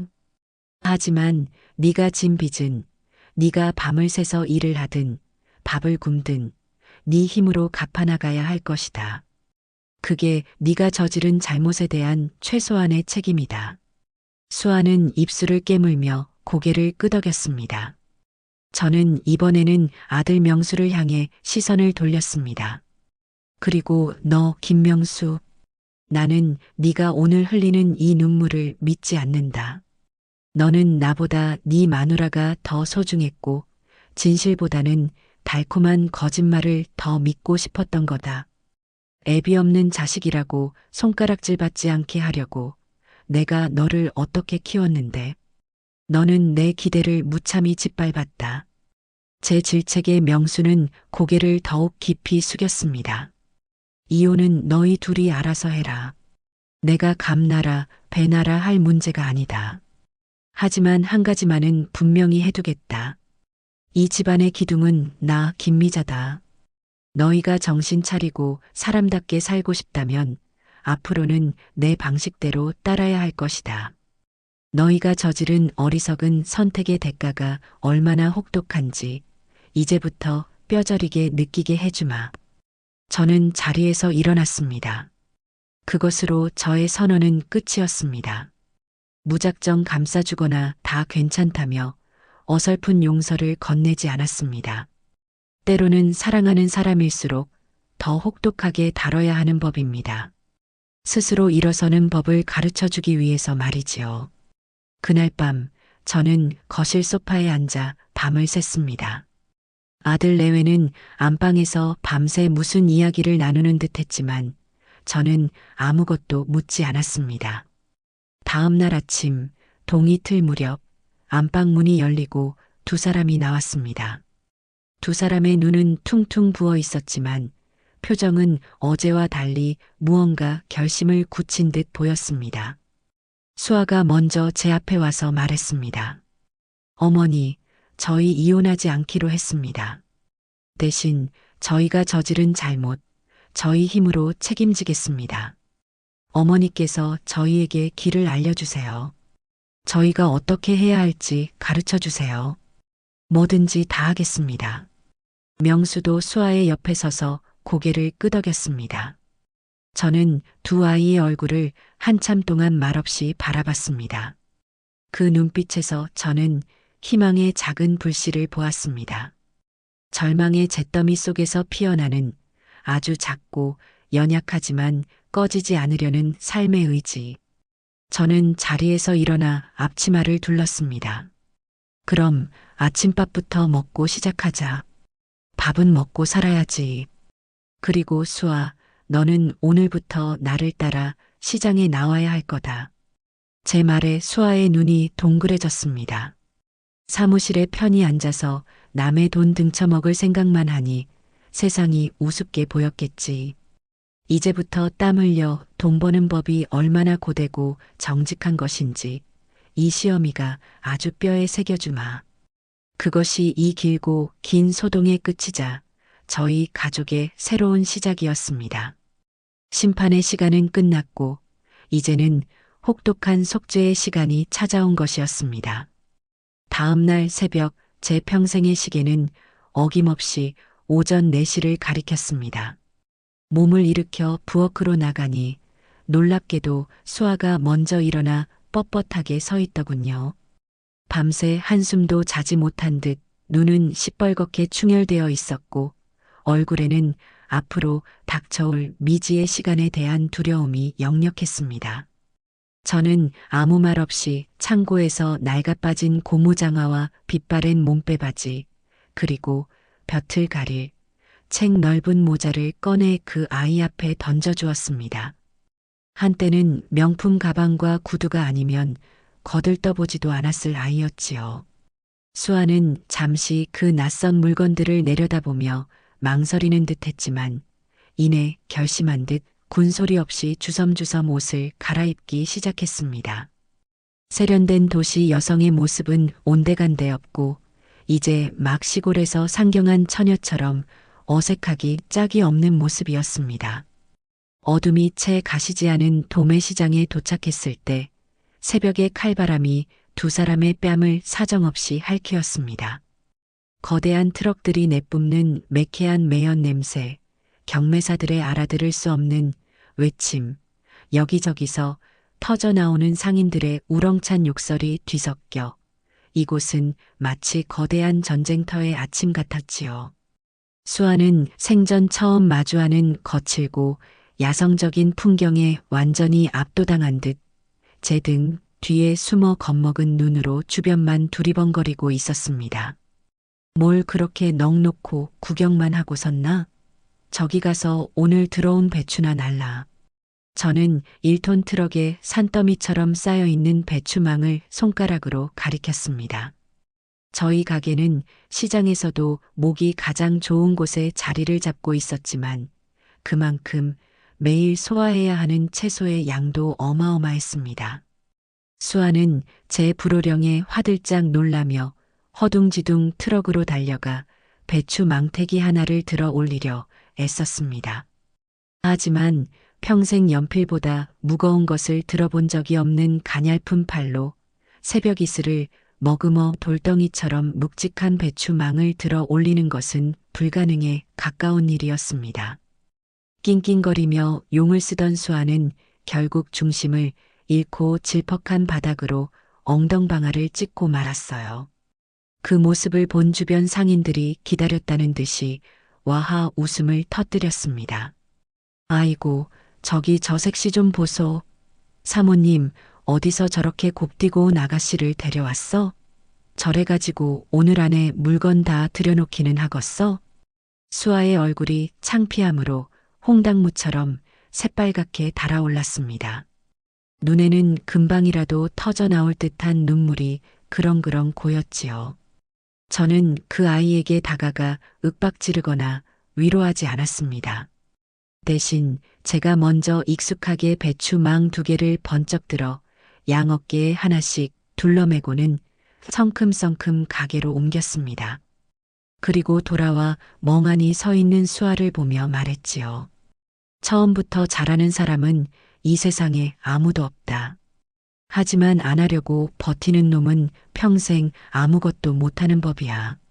망태기가 무거우면 그 안에 든 배추를 2포기씩이라도 품에 안고 날라. 방법이 없는 게 아니라 네가 아직 방법을 못 찾았을 뿐이다. 어떻게든 오늘 해가 뜨기 전까지 저 트럭에 있는 물건들을 전부 가게 안으로 옮겨놔야 아침 장사를 시작할 수 있다. 제 말은 위로가 아닌 현실이었습니다. 수아는 입술을 피가 나도록 꽉 깨물더니 자리에서 벌떡 일어났습니다. 그리고는 제 말대로 망태기에서 배추를 한 포기씩 꺼내 품에 안고 나르기 시작했어요. 수십 번, 아니 수백 번을 오가고 나서야 거대한 트럭의 짐칸은 바닥을 드러냈습니다. 수아의 이마와 등은 온통 땀으로 젖어 있었고 숨은 턱까지 차올라 금방이라도 쓰러질 것만 같았지요. 그것이 그 아이가 제 인생에서 처음으로 온전히 제 육신을 움직여 땀 흘려 일한 첫 번째 고된 노동이었습니다. 제 가르침은 혹독하고 집요했습니다. 저는 수아에게 아주 사소한 요령조차 알려주지 않았어요. 모든 것을 몸으로 직접 부딪혀 깨닫게 만들었습니다. 가장 먼저 시킨 일은 하루 종일 쪼그려 앉아 채소를 다듬는 일이었습니다. 시든 잎을 떼어내고 흙 묻은 뿌리를 칼로 잘라내고 상품 가치가 없는 것들을 골라내는 단순하지만 끝없는 작업이었지요. 수아의 희고 곱던 손가락은 하루 만에 흙물이 시커멓게 들었고 서툰 칼질에 여기저기 생채기가 나기 시작했습니다. 저녁 무렵 가게 문을 닫고 집에 돌아가면 수아는 허리가 끊어질 듯 아프다며 소리 없는 신음을 흘렸고 파스를 덕지덕지 붙이고서야 겨우 잠이 들곤 했습니다. 다음으로 가르친 것은 저울을 다루고 돈을 계산하는 법이었습니다. 암산이 느린 수아는 손님들이 몰려들 때마다 허둥대기 일쑤였고 돈을 잘못 거슬러줘 손해를 보기도 했습니다. 그럴 때마다 저는 모르는 척 내버려 두었습니다. 자신의 실수가 어떤 결과를 가져오는지, 그로 인해 우리가 얼마나 손해를 보게 되는지를 직접 느껴야만 정신을 차릴 수 있을 테니까요. 며칠을 그렇게 돈을 축내고 나서야 수아는 밤에 잠을 줄여가며 거스름돈 계산을 연습하기 시작했습니다. 가장 힘들어했던 것은 역시 손님을 상대하는 일이었습니다. 수아는 처음에는 예전 버릇을 버리지 못하고 손님들에게 백화점 직원처럼 어색하고 과장된 친절을 베풀려 했습니다. 고객님, 오늘 들어온 이 시금치는 아주 신선하고 품질이 좋습니다. 비타민이 풍부해서 피로 회복에도 그만이랍니다. 하지만 시장 바닥에서 그런 고상한 화법은 통하지 않았습니다. 깐깐하기로 소문난 단골 할머니에게 제대로 면박을 당하고 말았지요. 아가씨는 뭔 말을 그렇게 책 읽듯이 한데? 그냥 시금치 한 단 달라고. 그리고 내가 비타민 많은 거 몰라서 사러 왔겠어? 덤이나 넉넉하게 얹어줄 생각이나 해. 저는 그런 수아를 가만히 지켜보다가 손님이 가고 나면 조용히 불렀습니다. 여기는 네가 알던 세상과는 다른 곳이다. 여기서는 네가 가진 학벌이나 집안, 네가 입고 걸쳤던 것들은 아무런 소용이 없어. 이 시장 바닥에서 통하는 건 딱 두 가지다. 물건의 신선함, 그리고 주인의 넉넉한 인심. 손님들에게 필요한 건 네가 외운 듯한 상품 설명이 아니라 사람 사는 냄새가 나는 진심 어린 말 한마디야. 오늘 들어온 시금치가 아주 달고 맛있어요, 할머니. 된장 풀어서 국 끓여 드시면 아드님이 아주 좋아할 거예요 라고 말하고 시금치 몇 포기를 더 얹어드리는 게 100마디 설명보다 더 효과적인 법이다. 장사는 물건을 파는 게 아니라 사람의 마음을 얻는 거란 말이다. 수아는 제 말을 하나도 놓치지 않으려는 듯 귀담아 들었습니다. 처음에는 서툴고 어색했지만 날이 갈수록 조금씩 시장 사람들의 언어와 생리에 익숙해져 갔습니다. 정육점 김 사장님이 고기를 한 근 사러 오면 아이고 사장님 오늘 고기 때깔이 예술이네요. 저녁에 식구들이랑 삼겹살 파티 하시려나 봐요? 라며 너스레를 떨었고 생선 가게 이모가 들르면 언니 이리 와서 시원한 녹차 한잔하고 가. 오늘 날씨 무지하게 덥네. 라며 먼저 살갑게 챙기는 여유도 생겼습니다. 그 아이의 말투에서 상대를 얕잡아 보던 교묘한 가시가 완전히 빠지고 그 자리에 투박하지만 정겨운 온기가 채워지고 있었습니다. 물론 그 모든 과정이 순탄하기만 했던 것은 아닙니다. 한 달쯤 지났을까요? 그날은 유난히 장사가 힘든 날이었습니다. 온종일 고된 노동에 시달린 수아는 결국 가게 뒤편 창고 구석에 쭈그려 앉아 어깨를 들썩이며 소리 없이 눈물을 훔쳤습니다. 그 아이도 후회와 서러움 그리고 막막함이 왜 없었겠어요. 화려했던 과거와 초라하기 짝이 없는 현실을 비교하며 이 모든 것을 포기하고 싶었을지도 모릅니다. 저는 모르는 척 그 아이가 눈물을 그치고 스스로 일어설 때까지 기다려 주었습니다. 잠시 후 수아는 벌겋게 부은 눈가를 소매로 쓱 닦고는 아무 일 없었다는 듯이 다시 나와 묵묵히 제 할 일을 했습니다. 저는 그 모습을 보며 그 아이가 이제 나약한 자신과 싸워 이기는 법을 조금씩 배우고 있다는 것을 느낄 수 있었어요. 아들 명수도 그 시간 동안 철저하게 달라졌습니다. 녀석은 퇴근하면 넥타이도 풀지 않은 채 곧장 시장으로 달려와 가게 마감하는 것을 도왔습니다. 수아가 하루 종일 쪼그려 앉아 다듬었던 채소 찌꺼기들을 치우고 악취가 나는 음식물 쓰레기통을 비우고 무거운 좌판을 함께 나르고 바닥에 물을 뿌려 청소하는 것은 온전히 명수의 몫이었습니다. 주말에는 새벽부터 일어나 배달 아르바이트까지 하며 단돈 10,000원이라도 더 벌기 위해 애썼지요. 집에 돌아가면 피곤에 지쳐 쓰러져 잠든 아내의 퉁퉁 부은 다리를 주물러주고 상처난 손에 정성껏 약을 발라주었습니다. 맹목적인 사랑에 눈이 멀어 아내의 허물조차 제대로 보지 못했던 과거의 어리석은 남편이 아니었어요. 이제는 아내의 고통과 삶의 무게를 함께 나누고 온전히 책임지려 하는 진짜 가장으로 거듭나고 있었습니다. 2달이 훌쩍 지난 어느 날 수아는 처음으로 월급이라는 것을 받게 되었습니다.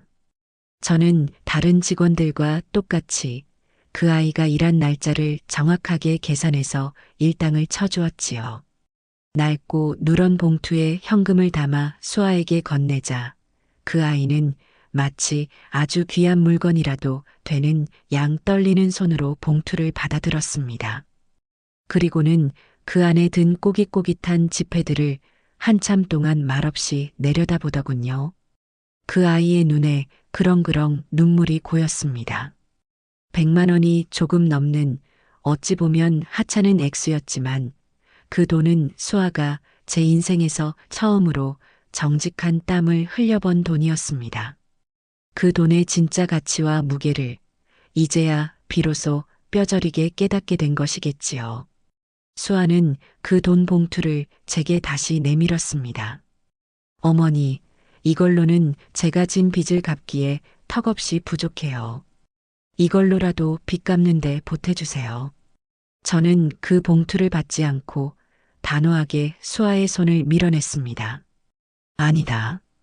이건 네가 피땀 흘려본 네 인생의 첫 월급이다. 그러니 이 돈만큼은 너를 위해 써라. 사고 싶었던 옷을 사도 좋고 먹고 싶었던 음식을 사 먹어도 좋다. 그리고 빚은 앞으로 너희 2사람이 함께 벌어서 갚아나가면 된다. 천리 길도 한 걸음부터라고 했다. 조급해하지 마라. 정직하게 한 걸음씩 걷다 보면 언젠가는 반드시 끝이 보일 게다. 제 말에 수아는 결국 참았던 눈물을 터뜨리고 말았습니다.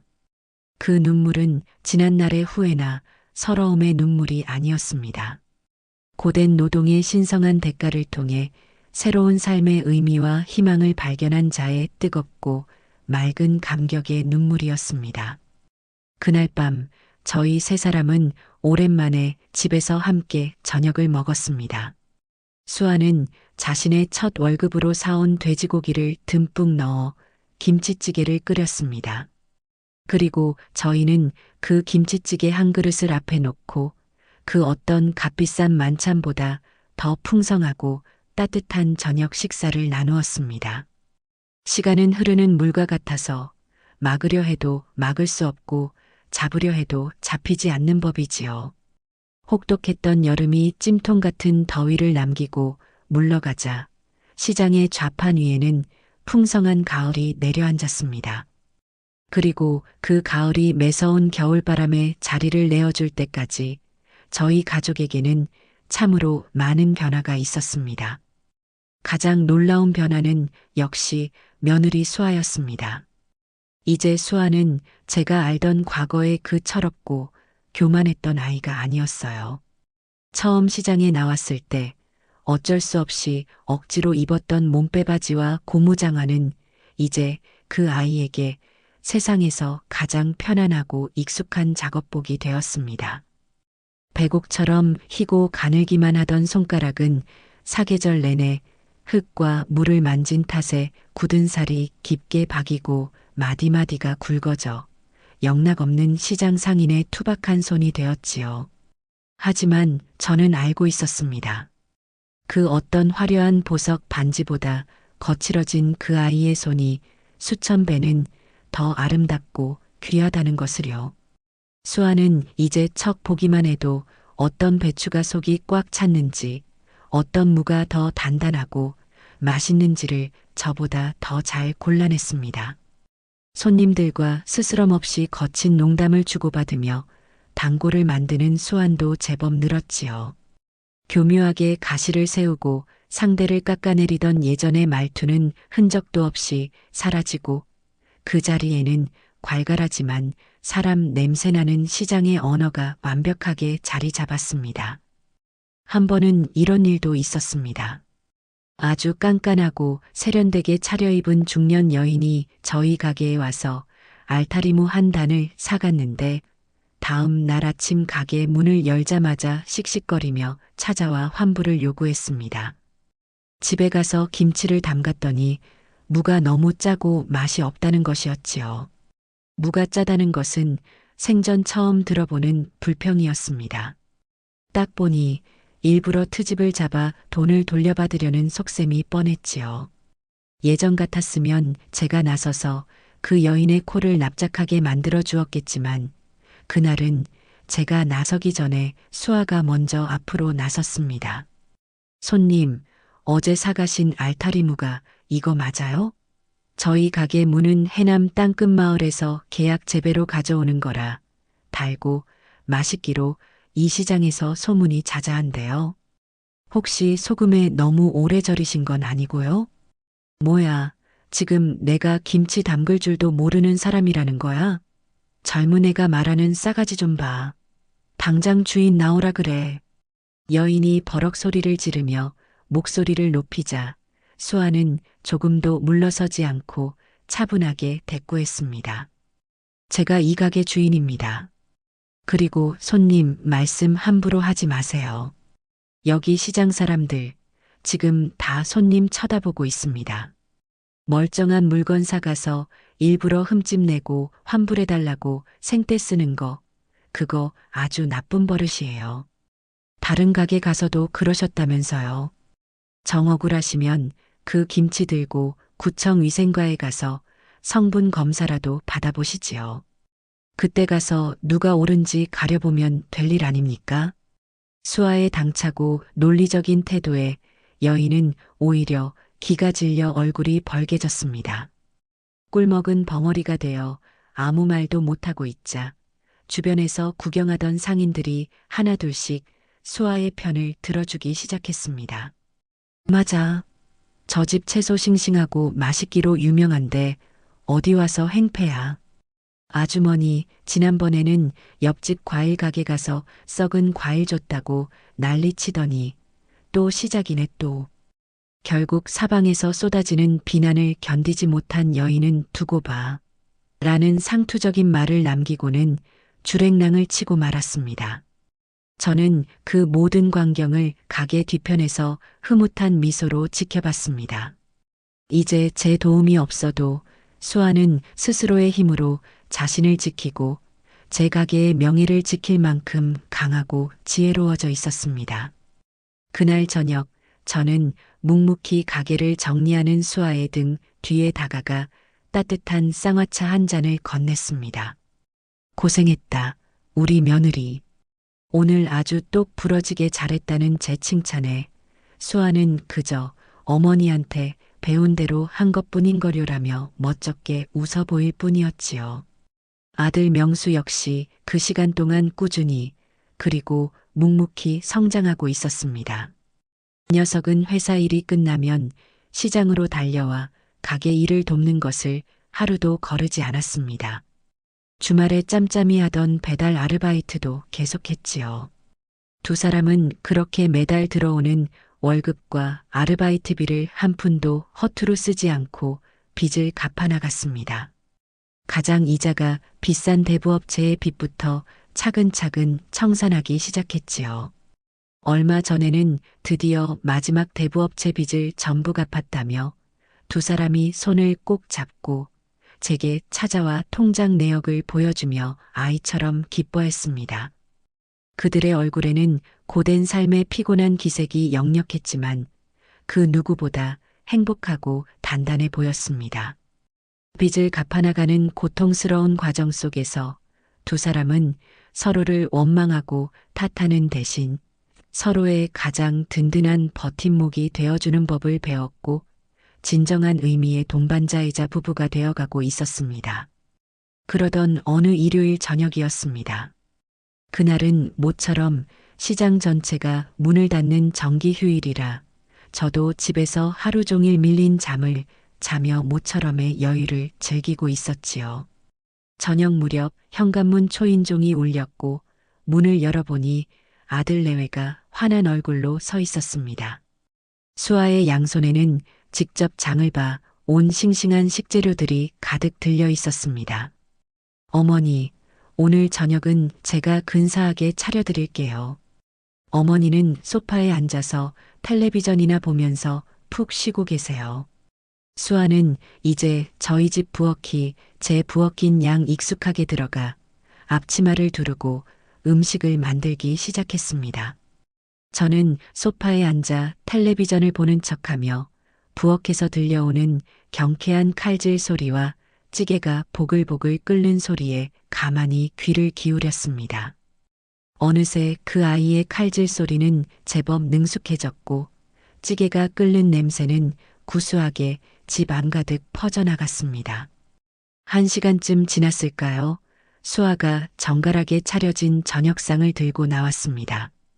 자신이 직접 번 돈으로 재료를 사서 제게 어깨너머로 배운 솜씨로 끓여낸 된장찌개와 몇 가지 나물 반찬들이었습니다. 솜씨는 아직 저를 따라오려면 멀었지만 그 된장찌개는 제가 평생 먹어본 음식 중 가장 깊고 구수한 맛이 났습니다. 저희 세 사람은 오랜만에 한 식탁에 둘러앉아 함께 밥을 먹었습니다. 예전처럼 서로의 눈치를 보며 이어가던 불편한 침묵이나 서로에게 상처를 주던 가시 돋친 대화는 없었습니다. 대신 시장에서 있었던 시시콜콜한 이야기들, 이웃가게 상인들의 흉, 그리고 앞으로의 계획들에 대한 소박하지만 희망 섞인 대화가 오갔습니다. 식사를 거의 마칠 무렵 수아가 뜸을 들이다 조심스럽게 입을 열었습니다. 어머니, 제가 시장에서 일하면서 정말 많은 것을 배우고 깨달았어요. 땀 흘려 돈 버는 것이 얼마나 소중하고 거룩한 일인지, 그리고 거짓 없이 정직하게 사는 것이 얼마나 중요한 것인지를요. 예전에는 남들처럼 비싼 옷을 입고 좋은 차를 몰고 넓은 집에 사는 것만이 행복의 전부인 줄 알았어요. 하지만 지금은 아니에요. 수아는 식탁 너머로 손을 뻗어 제 손을 가만히 잡으며 말했습니다. 그 아이의 손은 굳은 살이 단단히 박여 거칠었지만 그 어떤 손보다 따뜻하고 정직했습니다. 지금은 고된 하루 일을 마치고 명수 씨랑 나란히 집으로 돌아가는 그 시간이, 그리고 주말마다 어머니랑 시장에서 함께 일하는 이 시간이 제게는 가장 큰 행복이에요. 저같이 어리석었던 사람을 포기하지 않아주셔서 길을 잃고 헤매던 저를 다시 사람답게 살 수 있도록 이끌어주셔서 정말 감사해요. 어머니. 그 진심 어린 고백에 저는 아무 대답도 하지 못하고 그저 수아의 손을 더 힘주어 마주 잡아줄 뿐이었습니다. 마음 한구석에서 뜨거운 무언가가 울컥 차오르는 것을 느꼈지요. 식사를 마치고 설거지까지 깨끗하게 마친 수아는 돌아가기 전 제게 낡은 통장 하나를 내밀었습니다. 그동안 가게에서 일하며 받은 월급을 한 푼도 쓰지 않고 꼬박꼬박 모은 통장이었습니다. 어머니, 이건 저희가 갚아야 할 돈의 일부예요. 비록 큰 돈은 아니지만 저희의 마음이니 꼭 받아주세요. 저는 그 통장을 받지 않고 단호하게 수아의 손으로 다시 밀어 넣었습니다. 됐다. 그 돈은 이제 너희들 돈이다. 그동안 정말 고생 많았다. 이제부터는 그 돈을 종잣돈 삼아 너희들 미래를 위해 계획을 세워봐라. 시장 한편에 작은 가게라도 하나 얻어서 너희들만의 장사를 한번 시작해보는 것도 좋을 게다. 이제 너는 그럴 자격이 충분하고도 남는다. 제 말에 수아와 명수의 눈이 믿을 수 없다는 듯이 동그래졌습니다. 그것이 제가 그 아이에게 제 방식대로 건네는 완전한 용서이자 두 아이의 새로운 시작을 진심으로 응원하는 축복이었습니다. 두 사람은 돌아가는 길에 현관문 앞에서 한참 동안 저를 향해 아주 깊이 허리를 숙였습니다. 그 모습 위로 따뜻한 거실의 불빛이 쏟아져 내리고 있었습니다. 저희 가족은 그렇게 길고 어두웠던 터널을 마침내 빠져나와 다시 따뜻한 빛 속에서 하나가 되고 있었습니다. 그 후로 또 한 해의 세월이 무심하게 흘러갔습니다. 저희 가족에게 길게 드리워져 있던 그늘은 이제 흔적도 없이 완전히 걷혔고 그 자리에는 소란스럽지만 평온하고 가난하지만 소박한 행복이 따뜻하게 자리 잡았지요. 저희를 나락으로 빠뜨릴 뻔했던 실버골드 인베스트먼트 금융 사기 사건은 저희의 신고를 기점으로 대대적인 경찰 수사가 이루어져 언론에 크게 보도되었습니다. 주범이었던 박 본부장을 비롯한 사기꾼 일당은 모두 재판에 넘겨져 각자 저지른 죄의 무게에 걸맞은 무거운 징역형을 선고받았다는 소식이 신문 사회면에 작은 기사로 실렸습니다. 피해자들이 힘을 합쳐 민사소송을 진행한 덕분에 피해 금액의 일부라도 돌려받게 되었다는 소식도 들려왔지만 저희는 애초에 그 돈을 기대하지도 바라지도 않았습니다. 이미 저희는 잃어버린 돈과는 비교할 수도 없이 소중한 것들을 얻었으니까요. 제 이야기는 어느새 시장 바닥에 전설이 되어 저는 사기꾼 잡는 여장부라는 다소 거창한 별명으로 불리게 되었습니다. 시장 동료들은 저만 보면 마치 큰 영웅이라도 만난 것처럼 치켜세우며 그날의 무용담을 다시 한번 이야기해달라고 졸라댔지요. 누님, 그때 정말 영화의 한 장면 같았습니다.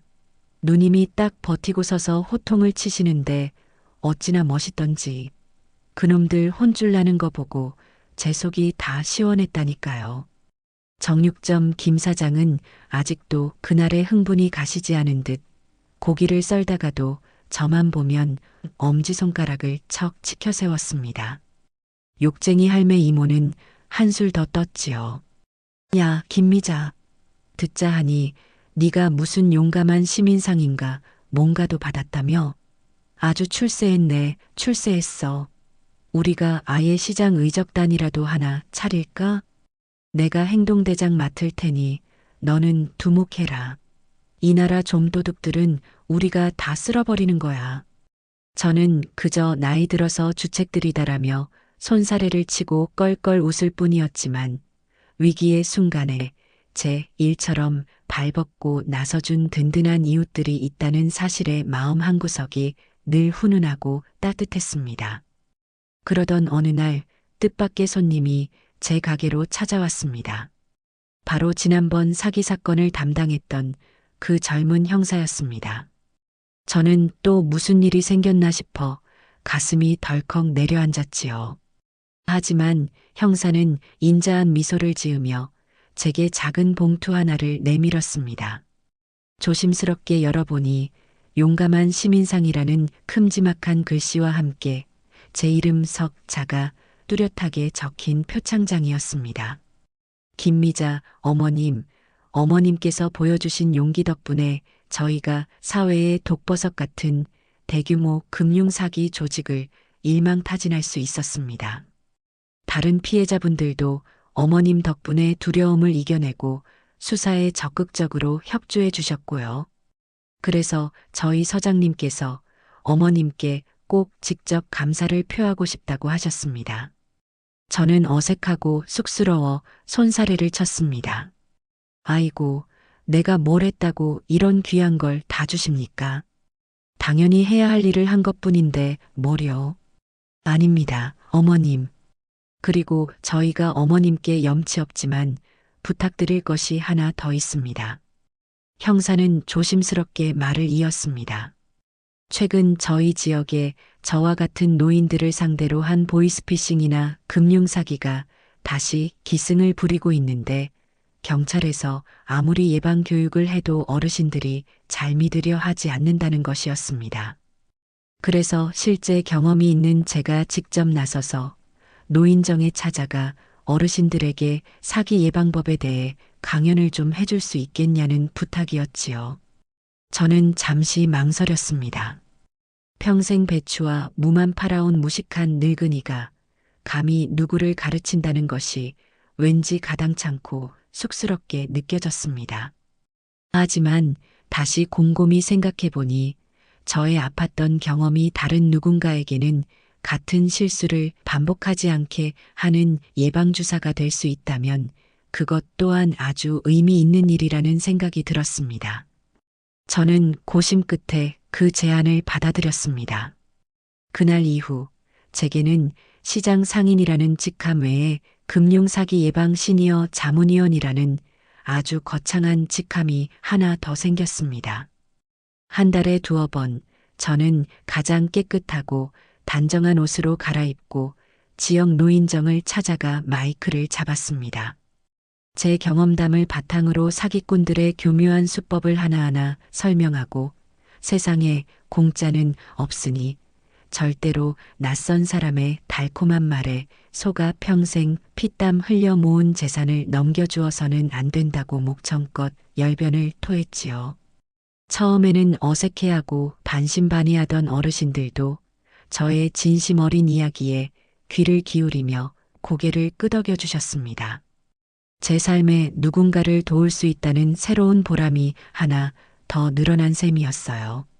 아들 내외는 제가 내어준 통장의 돈을 소중한 종잣돈 삼아 시장 안쪽에 작은 점포를 얻어 아담한 반찬 가게를 열었습니다. 수아는 제가 가르쳐준 손맛에 자신만의 깔끔하고 정갈한 솜씨를 더해 정직하고 맛깔스러운 반찬들을 만들어냈지요.